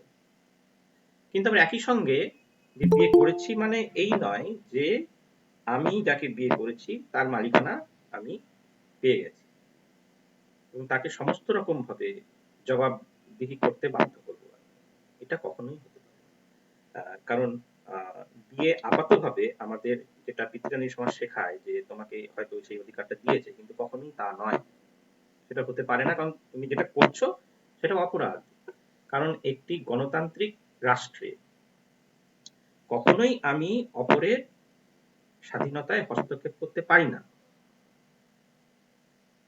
সেটা বিয়ে হোক, প্রেম হোক, যে কোনো সম্পর্ক হোক, রাষ্ট্রের সঙ্গে সম্পর্ক হোক, প্রতিবেশীর সঙ্গে সম্পর্ক হোক, সমস্ত ক্ষেত্রেই তো তাই। মানে নিয়মটা তো সব ক্ষেত্রেই সমানভাবে প্রযোজ্য হবে, বিয়ের ক্ষেত্রে তাই হবে। তাই সেই বিষয়টা সম্পর্কে কেন আমরা সচেতন হচ্ছি না? সমস্যাটা যেটা হচ্ছে, যখন আমরা এই কথাগুলো বলছি, আপাত দৃষ্টিতে মনে হতে পারে যে এরা প্রেম বা বিয়ের বিরুদ্ধে। কখনোই তা নয়। বিয়ে একটি প্রতিষ্ঠান, বহু যুগ ধরে চলে আসছে, এবং কখনোই আমরা বলতে পারি না যে কেউ বিয়ে করো না। এটাও তার একটা পার্সোনাল চয়েস, কারোর ভালো লাগতেই পারে, সে বিয়ে করতেই পারে। হতে পারে বিয়ে একটা পিতৃতান্ত্রিক প্রতিষ্ঠান, কিন্তু কেউ যদি বিয়ে করে, সে যদি এই বিষয়গুলো সম্পর্কে সচেতন হয়, অপরের স্বাধীনতা সম্পর্কে, অপরের যে ভালো লাগার বিষয়গুলো সম্পর্কে, তার পার্সোনাল চয়েস সম্পর্কে সে যদি সচেতন হয়, তাহলে কোনো আপত্তি নেই। আমাদের আপত্তিটা তো এই জায়গাটাতে। আপত্তি বিয়েতে নয়, প্রেমে নয়, কোনো কিছুতেই কোনো সমস্যা নেই। সমস্যাটা তৈরি হচ্ছে এই জায়গাতে, যখনই তুমি অপরের জীবনে কোনো ব্যক্তিগত বিষয়ে যখন তুমি খবরদারি করছো, এবং এটা আমরা ভীষণ রকম ভাবে করে থাকি। এই প্র্যাকটিসটা আমাদের করতে হবে যে আমি কিভাবে এর থেকে বেরোবো, এবং এর থেকে বেরিয়েও কি প্রেম ভালোবাসা থাকতে পারে? হ্যাঁ, পারে, অবশ্যই থাকতে পারে, কারণ প্রেম ভালোবাসার সঙ্গে এটার কোনো সম্পর্ক নেই। এই জায়গাটাই কিন্তু মানে আমি বলতে চাইছি যে যে জায়গাটাতে আমরা ভুল করে থাকি, তাহলে আমার কোনো ভুল হলো কিনা, ভুল তো নানান রকম হতে পারে, কিন্তু এই ভুলটা সম্পর্কে আমরা একেবারেই সচেতন নই যে যে যে অন্যের প্রাইভেসি, তার পার্সোনাল চয়েস, তার যে ইন্ডিভিজুয়াল লাইফ, সেগুলোর উপরে আমি কোনোভাবে হস্তক্ষেপ করছি কিনা। যদি করে থাকি তাহলে আমাকে সেই জায়গা থেকে সরে আসতে হবে, এবং যদি আমি সরে আসতে পারি তাহলে দেখা যেতে পারে যে হয়তো সম্পর্কটা আবার সুন্দর হয়ে যাবে। তো মনে হলো যে তাই তো, ভুলটা তো আমি করছিলাম, এই মানুষটা তো ঠিকই আছে, এবং এই মানুষটার যে ভালোবাসা সেটা তো একই রকম আছে, কিছু তো গন্ডগোল হয়নি, সমস্যাটা আমার মধ্যেই হচ্ছিল, কারণ আমি এটা মেনে নিতে পারছিলাম না। কিন্তু যেটা মেনে নিতে পারছি না সেটার সঙ্গে ভালোবাসার কোনো সম্পর্ক নেই। এবার হচ্ছে যে যদি কোনো সম্পর্কে যে না আমি মানিয়ে নিতে পারছি না, এই ব্যক্তিগত কেউ আমার পার্সোনাল লাইফে ভীষণ রকম ভাবে হস্তক্ষেপ করছে, এবং সেই জায়গা থেকে আমি বেরোতে পারছি না, আমার পার্টনারকে আমি বোঝাচ্ছি, সে শুনছে না বা সে বুঝতে পারছে না বিষয়টা সম্পর্কে, এবং যেটা আমার পক্ষে টর্চারিং হয়ে যাচ্ছে। যদি সেটা হয় তাহলে তাহলে তো বিচ্ছেদের জায়গাটা আসতেই পারে, এবং তাতে তো কোনো সমস্যা নেই। স্যার একটা কথা বলবো? স্যার মানে এই যে বিপাশা বা বিপাশাদি, I am not actually sure which one of us is older, তো আমি বিপাশাদি বলছি যেহেতু আমি জানি না। বিপাশাদি বললো না যে প্রেমটা একটা জার্নি, মানে আমরা একটা ডেস্টিনেশন ঠিক করে রাখি, এবং সে কারণে আমার মনে হয় যে এখানে বিয়েটা মানে প্রেমের ডেস্টিনি হচ্ছে বিয়ে, বা প্রেমের ডেস্টিনেশন হচ্ছে বিয়ে, এবং এই কারণেই বিয়েটার ওপর মানে সমাজ যে একটা ইম্পর্টেন্স নির্মাণ করেছে বিয়ের ওপর, এটা যে শুধুমাত্র বিয়েটা খুব গ্র্যান্ড ভাবে সেলিব্রেট করি আমরা সেটার মধ্যেই মানে এভিডেন্ট তাই নয়। আমার মনে হয় যে মানে আমি যখন কোন একটা ছোট বাচ্চা যখন বলে যে আমি বিয়ে করব, তখন তাকে বলা হয় হ্যাঁ ঠিক আছে নর্মাল, কিন্তু তখন একটা ছোট বাচ্চা যখন বলে আমি বিয়ে করব না বা আমি প্যারেন্টহুড চাই না, তখন তাকে জিজ্ঞেস করা হয় বা তখন তাকে বলা হয় you will change your decision later on, তোমার পরে ঠিক ডিসিশন চেঞ্জ হয়ে যাবে। মানে ইটস ভেরি কমন, মানে আমার মনে হয় ওই বিয়ের ইম্পর্টেন্সটা একদম ছোট থেকে ওইভাবে ঢুকিয়ে দেওয়া হয়। মানে আমি যে বলছি যে আমি বিয়ে করতে চাই না বা বিয়ে করব না, তখন একজন অ্যাডাল্ট মানুষ তাকে শেখাচ্ছে না না ডিসিশন ঠিক চেঞ্জ হয়ে যাবে, কিন্তু সে যখন বলছে যে আমি বিয়ে করব, তখন কিন্তু তাকে বলা হচ্ছে না যে না তোমার ডিসিশন পরে চেঞ্জ হতে পারে। যে বলছে আমি বিয়ে করব না, তখন তাকে বলা হচ্ছে না তোমার ডিসিশন চেঞ্জ হতে পারে। আমার মনে হয় এখানটা খুব প্রবলেমেটিক যে কেউ যখন বলছে আমি বিয়ে করব না বা করব, সেখানে মানে তার মধ্যে যে একটা একটা ডেস্টিনির কনসেপ্ট ঢুকিয়ে দিচ্ছে যে don't enjoy the ride, it's a phase. মানে অনেক সময় অনেক মুভিতে দেখানো হয় যখন একটা লেসবিয়ান বা গে রিলেশনশিপকে রিপ্রেজেন্ট করা হয়, সেখানে তার বন্ধুরা তাকে বলছে যে এটা তাড়াতাড়ি শেষ কর, it's a phase, get married, ঠিক আছে। এবং হ্যাঁ আমার মনে হয় ওই ওই কনসেপ্টটা খুব হার্মফুল আমাদের জন্য। এখানে শিখিয়ে দেওয়া হচ্ছে যে love is not a ride, এটা একটা কাইন্ড অফ এটা এটা কোনো ফ্রি ফ্লোটিং এজেন্ট নয়, এটা একটা ডেস্টিনি আছে এবং সেখানেই তোমাকে পৌঁছাতে হবে। মানে আমি বিপাশাদির কথা সূত্র ধরেই আর কি বললাম। আমি তোমার কথাটাই একটা জিনিস সাপোর্ট করে বলছি, সেটা হচ্ছে কনসেপ্টটা এরকম না যে খালি ভালোবাসার ডেস্টিনি হচ্ছে ম্যারেজ, বরং মানুষ এইভাবেই ছোট থেকে আমাদেরকে পেট্রিয়ার্কি ঢুকিয়ে দেওয়া হয় ভেতরে এমন ভাবে যে আমাদের লাইফের ডেস্টিনেশন ম্যারেজ। মানে কেউ যদি বিয়ে না করে থাকে সেটাকে যে আমরা কত অড হিসেবে নিই। তুমি তো বললে বাচ্চাদের কথা, এখন আমি যদি কাউকে দেখি সে লাইফে ম্যারিড নয়, তাকে নিয়ে যে কত রকম মন্তব্য আর কত কিছু কত কিছু এক্স্যাক্টলি, এবং সেটা সেটা তার ক্যারেক্টারের একটা ডিটারমাইনার হয়ে যায়। একদম একদম ম্যারেজটা তার ক্যারেক্টারের একটা ডিটারমাইনার হয়ে যায়। মানে যেটা একদম খুব স্বাভাবিক ঘটনা সেটাকে আমরা এত বেশি আহ হুম বড় করে অতিরঞ্জিত ভাবে সবার সামনে পেশ করি, যে বিষয়টার মাহাত্ম্য বলে একটা ফলস একটা মাহাত্ম্য তৈরি করে দিই আমরা, একদম যেটার কোনো মানেই হয় না। হুম হ্যাঁ হ্যাঁ তো আমরা সেখানে যেটা গিয়ে দেখি যে বিষয়টা ভীষণ হার্মফুল হয়। সব গল্পই মানে শেষ হয় দিয়ে দিয়ে হ্যাপিলি ম্যারিড এভার আফটার। হ্যাঁ, মানে ওটা একটা কমফোর্ট জোন হিসেবে, হ্যাঁ, ওটা তোমার হ্যাঁ, কমফোর্ট জোন, ওখানে তুমি এবং আমাদের সবথেকে বড় সমস্যা হচ্ছে আমরা সাকসেসের সাথে সিকিউরিটিকে গুলিয়ে ফেলি। Hmm hmm what we mean by success is actually security. Hmm hmm তো আমার মনে হয় যে ওই কনসেপশনটা থেকেও, মানে আমি যদি সাকসেসের সঙ্গে এটা অ্যাটাচ করি যে না, তুমি যেগুলো চাও সেগুলোতেই তুমি সফল হও, সেটাই তোমার লাইফে পূর্ণ হোক, তোমার ইচ্ছাগুলো পূর্ণ হোক, আমি যদি সফলতার সঙ্গে এই মিনিংটাকে অ্যাটাচ করি, তাহলে মানুষের জীবন আরো অনেক শান্তিপূর্ণ হবে। কিন্তু বেসিক্যালি আমরা যেহেতু সাকসেসের সাথে সিকিউরিটিকে অ্যাটাচ করে দিই, মানে ওটা না ব্যাকফায়ার হয়ে আমাদের ইনসিকিউরিটিটা আরো বাড়িয়ে দেয়। হ্যাঁ একেবারেই তাই।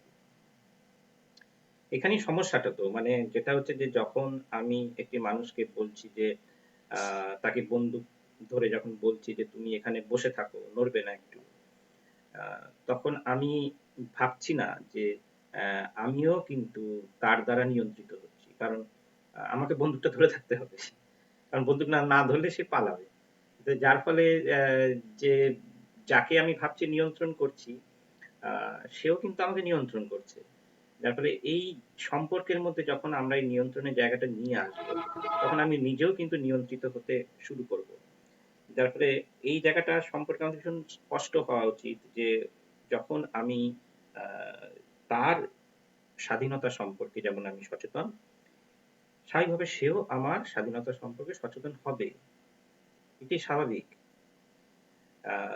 কখনোই সেটা মানে ওয়ান ওয়ে রোডের মতন হতে পারে না যে শুধুমাত্র আমি তোমাকে নিয়ন্ত্রণ করব, এটা হতে পারে না।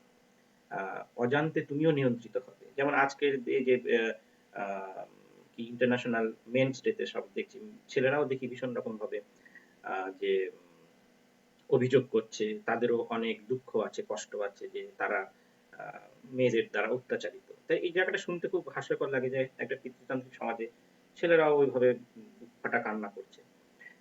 যে সেখানে কিছুটা প্রিটেনশন যেমন রয়েছে, আবার সেখানে কিন্তু একেবারে প্রিটেনশন তাও নয়। তার কারণ হচ্ছে যে স্বাভাবিকভাবেই যে আমরা যদি বৈজ্ঞানিক দৃষ্টিভঙ্গি থেকে দেখি আর কি, তাহলে এটাও ঠিক হওয়া উচিত যে একটি ক্লাস যখন আরেকটি ক্লাসকে ডমিনেট করে, তখন কোনো না কোনো ভাবে সেও কিন্তু ডমিনেটেড হয়। সেটা সে হয়তো রেকগনাইজ করতে পারে না শুরুর দিকে, কিন্তু কোনো না কোনো সময় সে রিয়ালাইজ করে যে সেও কিন্তু কোনোভাবে ডমিনেটেড হচ্ছে। এই জায়গাটা সম্পর্কে আমাদের ভীষণ সচেতন হওয়া উচিত। যার ফলে সম্পর্ক অবশ্যই থাকবে, কিন্তু এই সম্পর্কটা অনেক বেশি খোলামেলা হওয়া। তন্ময়, তুমি অনেকক্ষণ ধরে আছো, তন্ময়ের কথা শোনাটা খুব জরুরি। তন্ময়, তুমি কিছু বলো। না, আমি তো শুনছি। হ্যাঁ, কথা শুনলে কিছু কথা বলতে তো ইচ্ছা করে, কিন্তু আমার কথা হচ্ছে অনেক গুরুত্বপূর্ণ কথা এখানে হচ্ছে। হ্যাঁ, আমি কিছু মানে যে আলোচনাটা হচ্ছে খুবই সমৃদ্ধ আলোচনা হচ্ছে, আমি হয়তো দুই একটা কথা যোগ করতে পারবো। সেটা হচ্ছে যে প্রথম কথা আমি তো দু একটা ইনফরমেশন দিতে চাই। এক নাম্বার হচ্ছে যে এই যে পুরুষতান্ত্রিক সমাজের কথা বলা হচ্ছে, পুরুষতান্ত্রিক সমাজ মানে আপনার কাছেই আমার শেখা, দীর্ঘদিন তো আমরা আলোচনা করেছি, আপনার কাছে অনেক কিছু শিখেছি। তার মধ্যে একটা শেখা, পুরুষতান্ত্রিক সমাজ মানে পুরুষের শাসন নয়, পুরুষতান্ত্রিক সমাজ মানে হচ্ছে ডোমিনেশনের কনসেপ্ট, অর্থাৎ প্রভুত্ব করার কনসেপ্ট। তো হ্যাঁ, প্রভুত্বকারী শক্তি হিসেবে পুরুষরাই আদিম মানব সমাজে যখন এসেছিল, সেই সাথে সাথে আরেকটা সেন্স একই সাথে তৈরি হয়েছিল, সেটা হচ্ছে সম্পত্তির মানে অধিকারের সেন্স, মানে প্রপার্টি সেন্স। এই প্রপার্টি সেন্স এবং পুরুষতান্ত্রিক সমাজ দুটো কিন্তু একসঙ্গে এসছে। তা আমরা যখন আলোচনা করি তখন দুটো একসঙ্গেই কিন্তু আলোচিত হয়, এবং তার সঙ্গে বিবাহ যে ব্যাপারটা এসছে, সেই বিবাহ ব্যাপারটাও কিন্তু তার পরপরই এসছে সেই সিস্টেমটাকে স্যাটিসফাই করার জন্যই। তার মানে বিবাহ বলতে আমরা যেটাকে বলি চুক্তি, বিবাহ কিন্তু চুক্তি নয়, বিবাহ হচ্ছে প্রভুত্বের লাইসেন্স। প্রভুত্বের সমাজ স্বীকৃত লাইসেন্স হচ্ছে বিবাহ। মানে প্রথমত যখন এসেছিল সেটা হচ্ছে যে একজন পুরুষ বহুকামী হতে পারে, কিন্তু একজন নারী যাতে বহুকামী না হতে পারে, অর্থাৎ আমার বংশধারায় যাতে আমার ব্লাডই থাকে এবং আমার সম্পত্তির যে অধিকার, সেই অধিকারটা যাতে বংশ পরম্পরায় চলে, সেই গ্যারান্টিটার জন্যই বিবাহটা এসেছিল। পরবর্তীতে তার সঙ্গে অনেক নীতি নৈতিকতা সংস্কৃতি যুক্ত হয়েছে, এবং এই যে সম্পত্তির অধিকার, এই সম্পত্তির অধিকার মানুষ যখন ব্যক্তি সম্পত্তি তৈরি হয়েছে, সেই ব্যক্তি সম্পত্তির পূর্ণ বিকশিত রূপটা যখন পৃথিবীতে এসছে, সেটা তো কয়েক হাজার বছর আগে, মানে পরে। তার মানে ধরুন রেনেসাঁসের সময়ে যে কনসেপ্টটা আসছে, এই ব্যক্তি স্বাধীনতার কনসেপ্টও কিন্তু মানে এই সম্পত্তির অধিকারের কনসেপ্টের সঙ্গে যুক্ত। এবং সেইটা যখন এসছে, তখন এখন যে সম্পর্ক নিয়ে আমরা আলোচনা করছি, এই যে মানে পারস্পরিক যে প্রেমের সম্পর্ক বলুন, ভালোবাসার সম্পর্ক বলুন, এই সম্পর্কের চেহারা কিন্তু বেশি পুরনো নয়, এটা কিন্তু খুব আধুনিক চেহারা। অর্থাৎ ওই রেনেসাঁসের সময় থেকে বা আমরা যখন শেক্সপিয়ারকে পেয়েছি, বা সেই সময়টা বা তার আগে আগে শেক্সপিয়ার আসার আগে যে সামাজিক প্রেক্ষাপট তৈরি হয়েছিল, এই সময়টাই কিন্তু এই যে প্রেম ভালোবাসা, প্রেমের সম্পর্ক, এই যে নতুন ধরনের যে সম্পর্কের মধ্যে আমরা এখন আছি, এইগুলো কিন্তু তৈরি হয়েছে। এবং যেহেতু রেনেসাঁসও পুরুষতান্ত্রিকতা থেকে বেরোতে পারেনি, তাই আমাদের সম্পর্কের কনসেপ্ট গুলো পুরুষতান্ত্রিকতা থেকে বেরোতে পারেনি। অর্থাৎ পুরুষতান্ত্রিকতা থেকে বেরোনো সম্পত্তির অধিকারের যে সিউডো কনসেপ্ট আমাদের মধ্যে আছে, যা আমাদেরকে স্বার্থপর করে, সেইটা থেকে বেরোনো, এবং সেই সাথে সাথে আমাদের এই সম্পর্ক যে সমস্যা জটিলতা, তার সমাধান হয় একই সঙ্গে যুক্ত। এবার এখানে আরেকটা প্রশ্ন, মানে কথা আমার বলার আছে, আমি বুঝতে পারছি না যে আমি বোঝাতে পারলাম কিনা, আমি হয়তো খুব মানে গড়গড় করে অনেকটা বলে গেলাম। তা এই মানে মূল কথাটা হচ্ছে এই যে প্রপার্টি সেন্সের সঙ্গে প্রবলেম গুলো অনেকটা জড়িয়ে আছে, যেটা এতক্ষণ আলোচনা হচ্ছিল, যে ও আমার অধিকারস্থ। একজন নারীও কিন্তু পুরুষতান্ত্রিক চিন্তাধারা মানে আক্রান্ত, সেটা আমরা জানি। নারীরাও মানে যথেষ্ট পরিমাণে আক্রান্ত, নারীরাই নারীদেরকে পরাধীন করার শিক্ষায় সমাজ থেকেই শেখে, এবং নারীরাই নারীদেরকে পরাধীন থাকার জন্য মানে নিজেদের ভূমিকাও রাখে। সুতরাং এইটা যাই হোক, যেটা আলোচনা হচ্ছিল, যে সেই জায়গাটায় দাঁড়িয়ে সেইটা থেকে প্রপার্টি সেন্স থেকে না বেরোতে পারলে আমরা যেরকম এই সমস্যাগুলো সমাধান করতে পারবো না। আবার শুধুমাত্র যে এটা মানে খুব আলোচনা হচ্ছে যে ব্যক্তি স্বাধীনতার যে মানে কনসেপ্ট, যেটা সুমিতা আপনি বলছিলেন, যে কার কতটা ব্যক্তি স্বাধীনতা আছে, কে কতখানি কি করবে, সেটা আমাদেরকে বুঝতে হবে। এই যে ব্যক্তি স্বাতন্ত্র্য বোধ, আমার মনে হয় যে সেই কনসেপ্টটা দিয়েও এখন সমস্যার সমাধান হওয়া সম্ভব নয়। আমার মনে হয় যে তখনই এই সমস্যাগুলো সমাধান হবে যখন তার মধ্যে একটা নির্দিষ্ট সংস্কৃতি গড়ে উঠবে। সংস্কৃতিটা কিরকম? সংস্কৃতিটা এরকম যে একটা মানুষ, সে মানুষটা সামাজিক মানুষ। যেরকম একটা চাষি আমরা যেগুলো জানার কথা, যে একটা চাষি চাষ না করলে আমরা খেতে পারি না, একজন পোশাক তৈরি না করে দিলে আমার একার পক্ষে পোশাক পরা সম্ভব না, আমি একা একা সমাজে বাঁচতে পারি না। সেরকম আমার যিনি সঙ্গী, তিনি আমার স্বামী হন বা স্ত্রী হন, তিনি এই সমাজেরই একটা অংশ। এই সমাজের অংশ তিনি নানানভাবে নানান ক্রিয়াকলাপের সঙ্গে যুক্ত থাকবেন, এবং সেই জায়গাটায় তার বিকাশের পথে আমি যাতে বাধা না হই, সেই সংস্কৃতিটা যদি আমি গড়ে তুলতে পারি, তাহলে আমার মনে হয় যে এই সমস্যাগুলো কিন্তু তখন আর থাকবে না। আর একটা কথা যেটা খুব গুরুত্বপূর্ণ, সেটা হচ্ছে যে এই বিবাহ দিয়ে ভালোবাসার গ্যারান্টি তৈরি করার চেষ্টা করা হয় এখন। অর্থাৎ এখন বিবাহটাকে ঠিক সম্পত্তির অধিকার বা বংশ পরম্পরার গ্যারান্টি হিসাবে না দেখে খানিকটা ভালোবাসার গ্যারান্টি হিসাবে আমরা ভাবতে শুরু করে দিয়েছি বা ভাবি আর কি। এখানটা একটা প্রশ্ন হচ্ছে যে ভালোবাসার কিন্তু কোনো গ্যারান্টি হতে পারে না। কারণ আমি আজকে তোমাকে ভালোবাসছি মানে সারা জীবন তোমাকে ভালোবাসবো, এর কোনো গ্যারান্টি কিন্তু হতে পারে না। একটা মানুষ আজকে আমাকে ভালোবাসছে, কালকে আরেকজনকে ভালোবাসছে, মানে সে নতুন একটা ভালোবাসার জন্ম দিয়েছে। কারণ আমি হয়তো তাকে তখনও ভালোবাসছি, কিন্তু সে আমাকে আর ভালোবাসতে পারছে না।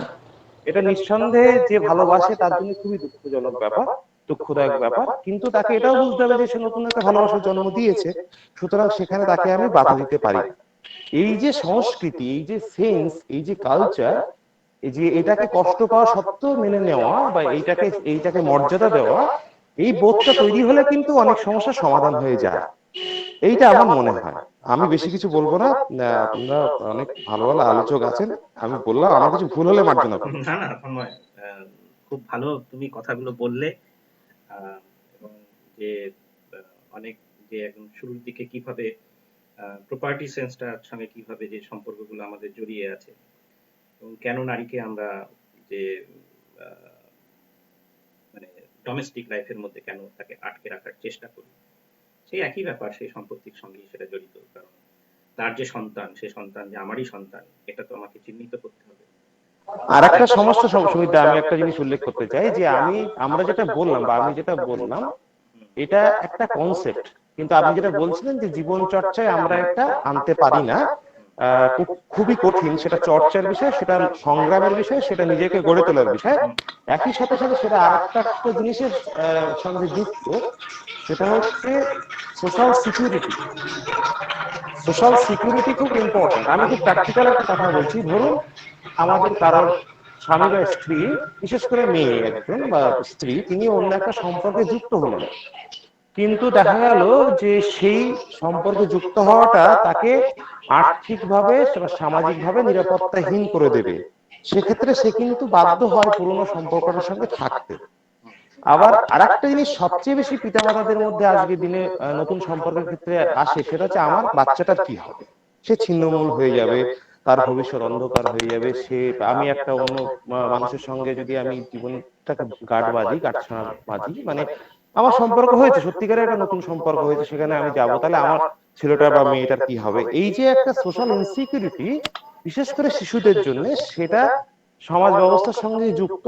কারণ আজকে আমাদের সমাজে কিন্তু শিশুদের কোনো নিরাপত্তা নেই। শিশুদের ভরসা বলুন, আস্থা, মানে নিরাপত্তা বলুন, সবটাই কিন্তু পিতামাতার উপর নির্ভরশীল। কিন্তু মানুষ হিসাবে যদি রাষ্ট্রের কর্তব্য এরকমটা হয় যে একটি শিশু জন্মালো মানে সেই শিশুটির সম্পূর্ণ বিকাশের দায়িত্ব রাষ্ট্রের, সেক্ষেত্রে কিন্তু তার পিতামাতা থেকেই কিন্তু নতুন নতুন সম্পর্কের দিকে যাওয়ার যে সংস্কৃতি, সেটা গড়ে উঠতে পারে। আমি বলছি না যে রোজ রোজ একটা মানুষ মানে সম্পর্ক বদলাবে, আমি তা বলছি না। যদি কারো জীবনে আসে, তো এই বাধাগুলো তার সামনে আসে, সুতরাং এই লড়াইটা শুধু একার লড়াই নয়, এই লড়াইটা একটা সোশ্যাল চেঞ্জের সঙ্গে যুক্ত একটা লড়াই। একটা সোসাইটি যদি একটা সার্টেন জায়গায় পরিবর্তিত না হয়, তাহলে একটা মানুষ লড়াই করেও সম্পূর্ণ তো সে তার আদর্শ মতো চলতে পারবে না, এটা আমার মনে হয়। এবং এখান থেকেই কি হচ্ছে যে ওই বেঁধে রাখার যে একটা প্রচেষ্টাটা তৈরি হচ্ছে, যে যদি এই মানুষটি আমার হাতছাড়া হয়ে যায়। এরকম যদি হতো যে একটা বাচ্চা জন্মালো এবং তারপরে তার স্কুলিং, তার মানে ফুডিং, তার নিউট্রিশন, তার সোশ্যাল, ইভেন সোশ্যাল রেসপেক্ট, যখন একটা ছেলের মা পালিয়ে যায় বা অন্য একজনের সঙ্গে ঘর বাঁধে, সেই ছেলেটি যদি বাবার কাছে থাকে, তাহলে তাকে পাড়াতে তার মায়ের নামে খারাপ কথা শুনতে হয়। বা তার বাবাটি যদি অন্য একটি মহিলার সঙ্গে ঘর বাঁধে, তার মাটি যখন যদি ওই ছেলেটি বা মেয়েটিকে নিয়ে থাকে, ওই সন্তানগুলো কিন্তু সামাজিকভাবে খুবই অপমানিত হয়। অর্থাৎ এই যে সামাজিক সংস্কৃতিটা, এই সংস্কৃতিটা যদি চেঞ্জ না করা যায়, এই মানসিকতাগুলোকে যদি পরিবর্তন না করা যায়, মানসিকতা পরিবর্তন হওয়ার সাথে সাথে কিন্তু অর্থনৈতিক পরিবর্তন খুব যুক্ত। দেখবেন যে এই আলোচনাগুলো যেসব অর্থনৈতিকভাবে স্বাবলম্বী দেশ, সেখানে খুব একটা হয় না, সেখানে এগুলো খুব একটা হেঁটো হওয়ার মতো ব্যাপার নয়। যত নিম্ন মানে অর্থনৈতিক ভাবে দুর্বল যে দেশগুলো, সেখানে দেখবেন যে এই সংস্কৃতিটা বেশি, কারণ সেখানে ইনসিকিউরিটিটা বেশি। সোসাইটি যত বেশি শিশুদের দায়িত্ব নেবে, মানুষের দায়িত্ব নেবে, নিরাপত্তার দায়িত্ব নেবে, সোসাইটি আই মিন স্টেট, তত কিন্তু আমাদের এইসব সম্পর্ক জটিলতাগুলো অনেক বেশি মিটবে। সেই সাথে সাথে অবশ্যই ব্যক্তি লড়াই খুবই গুরুত্বপূর্ণ।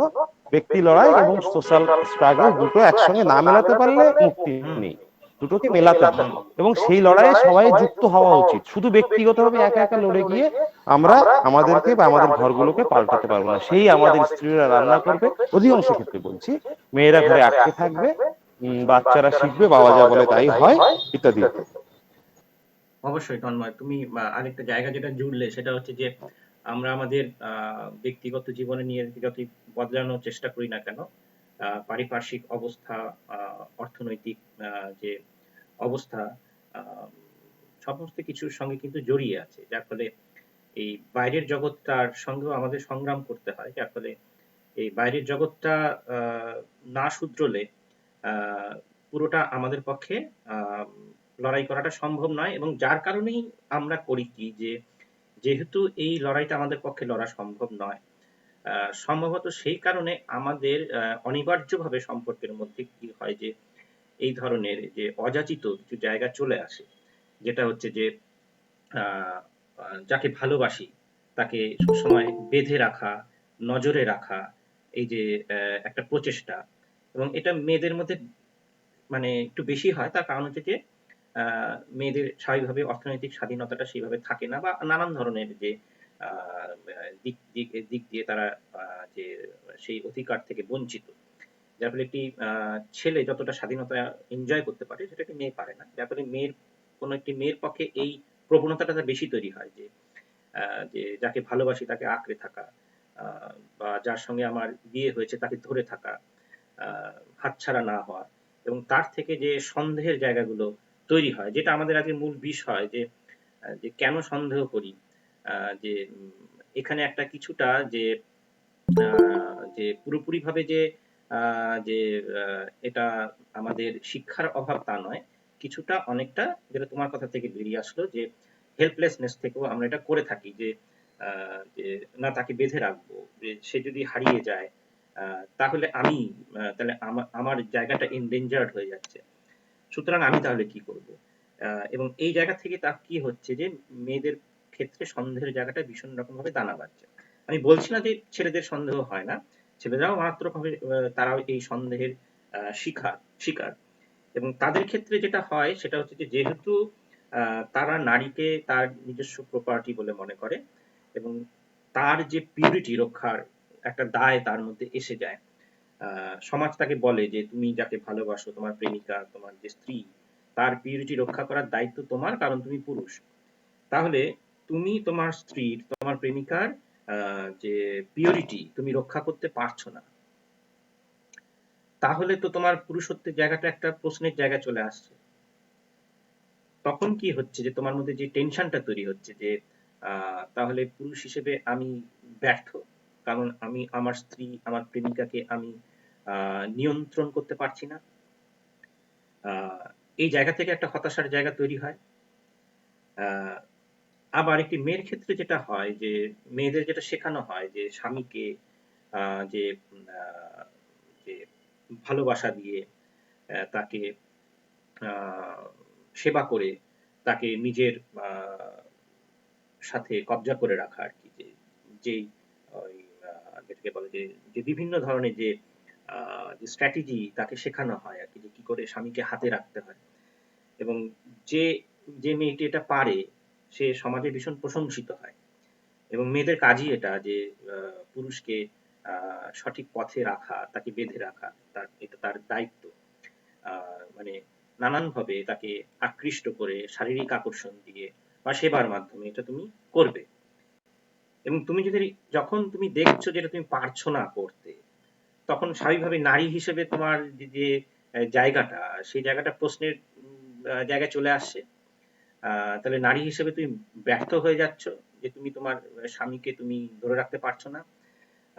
দুক্ষেত্রে কিন্তু দুরকমের সমস্যা এসে যাচ্ছে, এবং এই জায়গা থেকে কি হচ্ছে যে একটা টেনশন তৈরি হচ্ছে, যে যার ফলে যে যেভাবেই হোক তাকে আমার বেঁধে রাখতে হবে, এবং সেখান থেকেই কিন্তু যে অপরের যে ব্যক্তিগত জীবনের ওপরে যে সবসময় নজরদারি, বা প্রতি পদে তাকে সন্দেহ করা, যে প্রশ্ন করা, জবাব চাওয়ার এই জায়গাগুলো কিন্তু এসে যায়, যার ফলে যে আমরা দেখছি যে এই যে সন্দেহের জায়গাটা, ব্যক্তি স্বাধীনতার উপর হস্তক্ষেপের জায়গাটা, যেমন পিতৃতান্ত্রিক, এবং আরেকটা যে দিক সেটা তন্ময় যেটা বললো, সেটা আমাদের চারপাশের যে পরিস্থিতি, সেটা অর্থনৈতিক পরিস্থিতি বা সামাজিক পরিস্থিতি, যেটা আমাদের বাধ্য করে এটা করতে, এবং আরেকটি দিক কি, যে আমাদের অসহায়তা, যে যে জায়গায় আমরা হেরে যাই, আমরা সারেন্ডার করতে বাধ্য হই, যে না,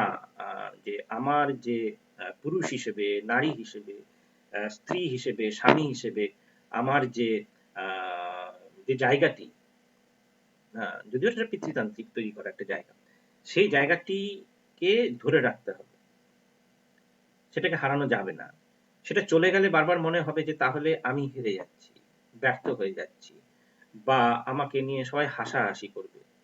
আহ, আহ, মেয়েদের ক্ষেত্রে যেটা হচ্ছে যে তার জীবনে অনেক বড় বিপদ চলে আসবে, ছেলেদের ক্ষেত্রে যে সে কাপুরুষ হিসেবে পরিচিত হবে। এবং সেইখানে কি হচ্ছে যে এই যে নানান ধরনের যে এই প্রতিবন্ধকতাগুলোর কাছে কিন্তু আমরা মাথা নত করতে বাধ্য হই। যার ফলে এই অনেকগুলো দিক কিন্তু এর মধ্যে কাজ করে, যেগুলো আমাদের আলোচনার মধ্যে দিয়ে উঠে আসলো, যে যার ফলে যে সবসময় আমরা যে এই আলোচনার মধ্যে দিয়ে যেগুলো শিখলাম সেগুলো চাইলেই যে আমরা সবসময় অ্যাপ্লাই করতে পারবো তা কিন্তু নয়, কারণ অনেকগুলো সুমিতা একটা ছোট্ট কন্ডিশনস এর পয়েন্ট মধ্যে আমি কাজ যুক্ত করছে। করতে চাই সুমিতা। হ্যাঁ, সুমিতা হুম হুম আর একটা পয়েন্ট ছোট্ট যুক্ত করতে চাই, সেটা হচ্ছে যে যেগুলো আমাদের ড্রিম, মানে আমরা যে স্বপ্নটা নিয়ে ধরুন আজকে আলোচনা করছি, যে যেমনটা আমরা চাই, এইটা যেদিন ধরুন যখন এরকম কন্ডিশনটা আসবে, অর্থাৎ এই যে সোশ্যাল সিকিউরিটি আসবে, মানুষ কালচারালি চেঞ্জ হবে, ইকোনমিক্যালি আমাদের কান্ট্রি বা আমাদের পৃথিবী ডেভেলপ করবে, এবং মানুষ অন্যের বিকাশের পথে বাধা হয়ে দাঁড়াবে না, এই সংস্কৃতির জায়গায় যখন মানুষ চলে আসবে, তখন কিন্তু মানে অটোমেটিক্যালি বিবাহের প্রয়োজনীয়তা বা প্রাসঙ্গিকতা কিন্তু হারিয়ে যাবে। অর্থাৎ বিবাহ তখন কিন্তু তার অস্তিত্বটা বাধ্যতামূলকভাবে হারাবে। ততদিন পর্যন্ত কিন্তু বিবাহটা থাকবে আমাদের সোসাইটি। হ্যাঁ হ্যাঁ। এবার আরেকটি বিষয় আমাদের ভাবতে হবে যে সেরকম সমাজ যে কবে তৈরি হবে সেটা তো আমরা জানি না, সেটা আমাদের হাতে নেই। কিন্তু যেটা আমরা একটা যে একটা পুরনো যে প্রবাদ আছে যে চ্যারিটি বিগিনস অ্যাট হোম, যে আমাদের ঘর থেকেই সংগ্রামটা শুরু করতে হবে। তাই আমাদের যে হ্যাঁ, সেটা অবশ্যই ব্যক্তিগত লড়াইটা তো অবশ্যই থাকছে, ব্যক্তির ভূমিকাটা অবশ্যই থাকছে, এবং একদিন যদি সমাজটা পাল্টায় তবে আজকের ক্ষুদ্র লড়াইটাও তার একটা অংশ হিসেবেই থাকবে, তার অংশ থাকবে। এটাও তো সত্যি। হ্যাঁ, সেই কাজটা আমাদের শুরু করতে হবে। একদম। যার ফলে যেটুকু আমরা পারি, যেটুকু আমাদের হাতের মধ্যে আছে, সেই জায়গা থেকে আমাদের শুরু করতে হবে, যে আমাদের যে ছোট ছোট সম্পর্কগুলো, বড় বড় সম্পর্ক যেগুলো সেটা তো রাষ্ট্রের সঙ্গে একজন নাগরিকের যে সম্পর্ক সেগুলো অনেক বৃহত্তর ক্ষেত্রে, কিন্তু আমাদের যে ছোট ছোট জায়গাগুলো, সেই ছোট ছোট সম্পর্কের মধ্যে যদি আমরা এই গণতান্ত্রিক যে মানসিকতা, এই মানসিকতাটাকে আমরা প্র্যাকটিসের মধ্যে, অনুশীলনের মধ্যে আনতে পারি, এবং অপরকেও বোঝাতে পারি যে দেখো এটা কিন্তু প্র্যাকটিস করলে ভালোই হচ্ছে, কোনো ক্ষতি কিন্তু কিছু হচ্ছে না, বরং আগে আমরা ভালো ছিলাম না, বরং এখন কিন্তু আমরা ভালো আছি, বরং আগে জটিলতা বেশি ছিল, এখন কিন্তু জটিলতা কম, এবং এতে কিন্তু সমস্যার সমাধান অনেকটাই হচ্ছে, এবং আগের থেকে অনেক বেটার কন্ডিশনে আমরা রয়েছি। যার ফলে যে গণতান্ত্রিক মানসিকতাটা আসলে কি এবং সেটা কিভাবে অনুশীলন করা যায়, সেটা কিন্তু আমাদের এই পরিবারের মধ্যে ছোট ছোট সম্পর্কের মধ্যে দিয়েই গড়ে তুলতে হবে। কারণ যে আমরা মুখে গণতন্ত্র বলি, কিন্তু গণতন্ত্রটা আসলে কি এটা তো আমাদের বুঝতে হবে, এবং গণতন্ত্র তো শুধুমাত্র রাষ্ট্রের সঙ্গে নাগরিকের সম্পর্ক নয়, আমার সঙ্গে আমার স্ত্রীর যে সম্পর্ক, সেই সম্পর্কের মধ্যে আমি সের মধ্যেও কিন্তু গণতন্ত্রের জায়গাটা সমানভাবে সুরক্ষিত করতে হবে। আর সেটা যদি আমি না করতে পারি তাহলে আমি কিসের গণতন্ত্রের কথা আমি বলবো, ওটা হতে পারে না কখনো।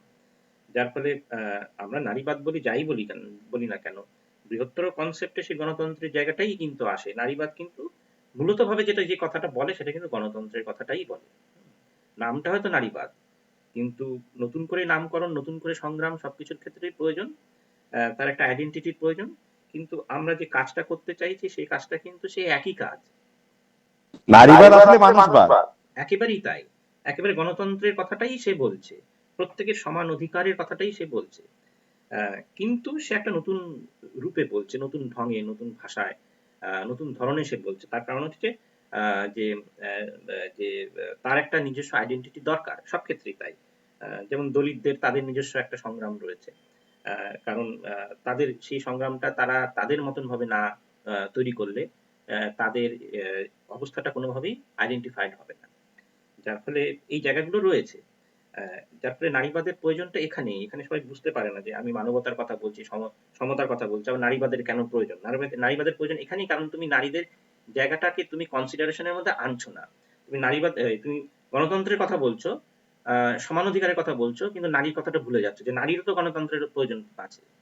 যার ফলে গণতন্ত্রের এই ধারণার মধ্যে কি হয় যে নারীর জায়গাটা সেভাবে আসে না। সেই কারণে নারীবাদের জায়গাটাকে আমাদের আলাদাভাবে তৈরি করতে হচ্ছে। যেভাবে দলিতের ধারণাটাকে আমাদের আলাদাভাবে তৈরি করতে হচ্ছে, মাইনরিটির কথাটা আমাদের আলাদাভাবে ভাবতে হচ্ছে। সেভাবে নারীবাদের কথাটাও ভেবে সেভাবে তৈরি হচ্ছে। যদি প্রয়োজন না হতো, যদি নারী একই রকম সমান অধিকার পেত, তাহলে প্রয়োজন ছিল না নারীবাদের আলাদা করে এই আন্দোলনে। তো যাই হোক, এখানে সেটাই তাহলে আমাদের আলোচনাতে আজকে এই জায়গাটাই এলো যে এই ধরনের যে সমস্যাগুলো আমরা সব আলোচনা করলাম যতটা সম্ভব হলো, এবং এই কেন আমাদের এই যে পার্সোনাল রিলেশনশিপস গুলো কেন এত জটিল হচ্ছে, কেন এবং এর সমস্যার সমাধানগুলো কি হতে পারে, আমরা আমাদের দিক থেকে কতটা আমাদের রোল আমরা প্লে করতে পারি, আমরা কতটা এর মধ্যে কন্ট্রিবিউট করতে পারি। যে খুব বেশি কিছু আমাদের হাতে নেই, কিন্তু ছোট ছোট পরিসরে যদি আমরা এই জায়গাগুলোকে অনুশীলনের মধ্যে আনতে পারি, শুধু নিজে অনুশীলন করলে হবে না, মানে অন্যকেও এই অনুশীলনের মধ্যে আনতে হবে, যে জায়গাটা আরো বেশি কঠিন। আহ, আহ, তবে একটা জায়গা কি, নিজে অনুশীলন করলে কিন্তু আরেকজনকে সেটাকে বোঝানো খুব সহজ হয়ে যায়, কারণ সে তার সামনে একটা এক্সাম্পল সে দেখতে পাচ্ছে, যার ফলে তার পক্ষে সেটা বুঝতে অনেক সুবিধাজনক হয় আর কি। তাই সেই প্র্যাকটিসটা আমাদের রাখতে হবে। কথায় অনেক কিছু বলা যায়, আলোচনায় অনেক কিছু আনা যায়, কিন্তু যখন আমরা মাঠে নামি তখন জায়গাটা খুব কঠিন, খুবই কঠিন হয়ে যায়। যে সেখানে গিয়ে আমাদের প্রত্যেকের সেটা একটা ইন্ডিভিজুয়াল স্ট্রাগল হয়ে যায়, যে এক একজনের সমস্যা এক এক রকম, কারোর সমস্যা কারোর সঙ্গে মেলে না। যার ফলে আমাদের এই ঘন্টাখানেক আলোচনাটা আমাদের এই বড় জীবন সংগ্রামের ক্ষেত্রে এটা কিছুই নয়। তবুও এর কোনো এফেক্টিভনেস নেই এটাও বলা যায় না, তাহলে তো কোনো আলোচনার প্রয়োজনই ছিল না। আজ পর্যন্ত সমাজে যা কিছু পরিবর্তন হয়েছে, সুন্দর জিনিস ঘটেছে, সব তো আলোচনার মাধ্যমে, মানে হেলথি ডিসকাশনের মাধ্যমেই তো হয়েছে। এবং এই সংস্কৃতিটা আমাদের মধ্যে আছে, আমরা যারা বঙ্গবাসী, যারা আমরা শিক্ষিত বাঙালি, তাদের মধ্যে কিন্তু এই প্র্যাকটিসটা বহুদিন ধরেই আছে, এবং সেটাকে এখনো বাঙালির মধ্যে সেই জায়গাটা রয়েছে যে আমরা সেই প্র্যাকটিসটাকে চালিয়ে যাচ্ছি। কিন্তু যতদিন কতদিন এটা থাকবে, কারণ সংস্কৃতি আস্তে আস্তে পাল্টে যাচ্ছে আমাদের। যে সংস্কৃতিটা আমাদের তৈরি হয়েছিল যে শ্রী রামমোহন বিদ্যাসাগর নবজাগরণের সময় থেকে, যেটা বাঙালিকে অন্যান্য জাতির থেকে চিন্তার দিক থেকে, উদারতার দিক থেকে অনেক এগিয়ে দিয়েছে, কিন্তু আজকে সেই জায়গাটা আস্তে আস্তে হারিয়ে যাচ্ছে। কিন্তু আমাদের ধরে থাকতে হবে, হতাশ হলে হবে না। পলিটিক্যাল সিচুয়েশন হয়তো পাল্টে যাবে, আরো বেশি রকম ভাবে পিতৃতন্ত্র আমাদের গ্রাস করবে, যেখানে বাঙালিদের যে সুস্থ চিন্তা, যে ভাবনা, তার যে উদার মানসিকতা বোধ, যেটা সর্বব্যাপক না হলেও অনেক ক্ষেত্রে সেটা রয়েছে, যে কারণে বাঙালি জাতির একটা আলাদা যে জায়গা রয়েছে সমস্ত জায়গায়, যেটা আমাদের গর্ব যে আমরা অনেকটাই নিজেদেরকে আধুনিক করতে পেরেছি, আমাদের চিন্তা ভাবনাকে অনেকটা এগিয়ে নিতে পেরেছি, যেটা আমাদের বড় ঋণ হচ্ছে সেই মানুষগুলোর কাছে, যে মানুষগুলো আমাদের এগিয়ে যেতে সাহায্য করেছে। সেই সংস্কৃতিটাকে আমাদের তো ধরে থাকতে হবে, সমাজটাকে সেভাবে দেখতে হবে, তার যে তাকে আমরা কিভাবে বদলাতে পারি তার চেষ্টাটা আমাদের রাখতে হবে। আমাদের প্রত্যেকেরই ব্যক্তিগত জীবন আছে, আমাদের আমাদের দায়বদ্ধতা রয়েছে নিজেদের পরিবারের প্রতি, আমাদের নানান ধরনের যে কাজ রয়েছে, পড়াশোনা রয়েছে, কিন্তু তার বাইরেও কিন্তু এই দায়বদ্ধতাটা আমাদের থাকবে। চিন্তার যে অনুশীলন, ভাবনার অনুশীলন, শুধু চিন্তার ভাবনার অনুশীলন নয়, যে সেটাকে ব্যক্তিগত জীবনে বা প্র্যাকটিক্যাল লাইফে সেটাকে যে নিয়ে আসার যে অনুশীলন, এইগুলো আমরা চালিয়ে যাব।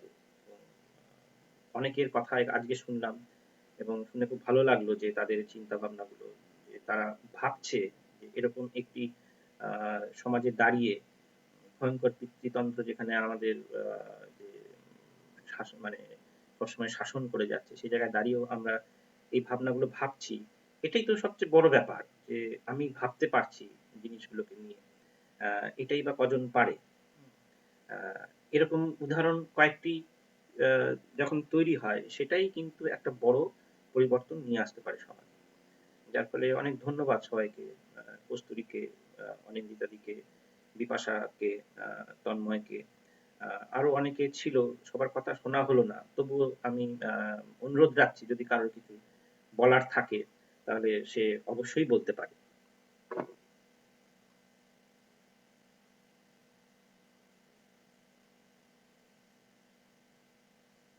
আচ্ছা, মনে হচ্ছে আর কারোর বলার সেরকম কিছু নেই। যাই হোক, অত্যন্ত সমৃদ্ধ হলাম আমি সবার সঙ্গে কথা বলে। আহ, আমার চিন্তা ছিল যে হঠাৎ করে আমি এরকম একটা আলোচনার আয়োজন করলাম, কিন্তু সেটা কতটা কি রেসপন্স পাবো, কিন্তু তবুও যেটুকু পেয়েছি সেটা অনেক বড়। আহ, এ- এটাই তো একটা বড় পাওয়া, যে এতগুলো মানুষকে একসঙ্গে পেয়ে তাদের কথাগুলোকে শোনা। আহ, আহ, এটা একটা বড় মূল্যবান জিনিস। এটা আমাদের, শুধু এরকম বিভিন্ন টপিকে আলোচনা হোক, হ্যাঁ, মাঝে হ্যাঁ মাঝে। হ্যাঁ অবশ্যই, এটা আমাদের রেকর্ড থাকবে এবং পরবর্তী আমরা আরো এরকম বিষয় নিয়ে আলোচনা করব। আমি এখানে লিডার হতে চাই না, সবাই এখানে লিডার। টপিক তারাও নির্ধারণ করতে পারে, যে আজকে এই বিষয়টা নিয়ে আমরা কথা বলবো, হতেই পারে তারা একটা টপিক বললো এবং সেই বিষয়টা নিয়ে আমরা আলোচনা করলাম। আহ, আমার মূল উদ্দেশ্য ছিল যে এই আলোচনার মধ্যে ইয়াং জেনারেশনকে ইনক্লুড করার আর কি। হ্যাঁ, কিন্তু সেটা প্রাথমিকভাবে হলো না। আমরা চেষ্টা করব যাতে আরো ছোট ছোট ছেলে মেয়েদেরকে আমরা এই ডিসকাশনের মধ্যে নিয়ে আসি, কারণ ভাবনা চিন্তার যে অনুশীলন, এটা ছোটবেলা থেকেই তৈরি হওয়া উচিত। তা না হলে সেটা খুব একটা কাজের কাজ হয় না। আহ, তবে আমার সবার কাছে অনুরোধ থাকলো যে আরো ছোট ছোট ছেলে মেয়েদের যদি আমরা এই আলোচনার মধ্যে নিয়ে আসতে পারি। আচ্ছা, ছোট ছেলে মেয়ে বলার সঙ্গে সঙ্গে আমার ছেলে এসে গেছে। আচ্ছা আচ্ছা, তো যাই হোক, আচ্ছা, ঠিক আছে, অনেক ধন্যবাদ সবাইকে। আজকে তাহলে আমরা সবাই বিদায় নিচ্ছি এখানে। আচ্ছা।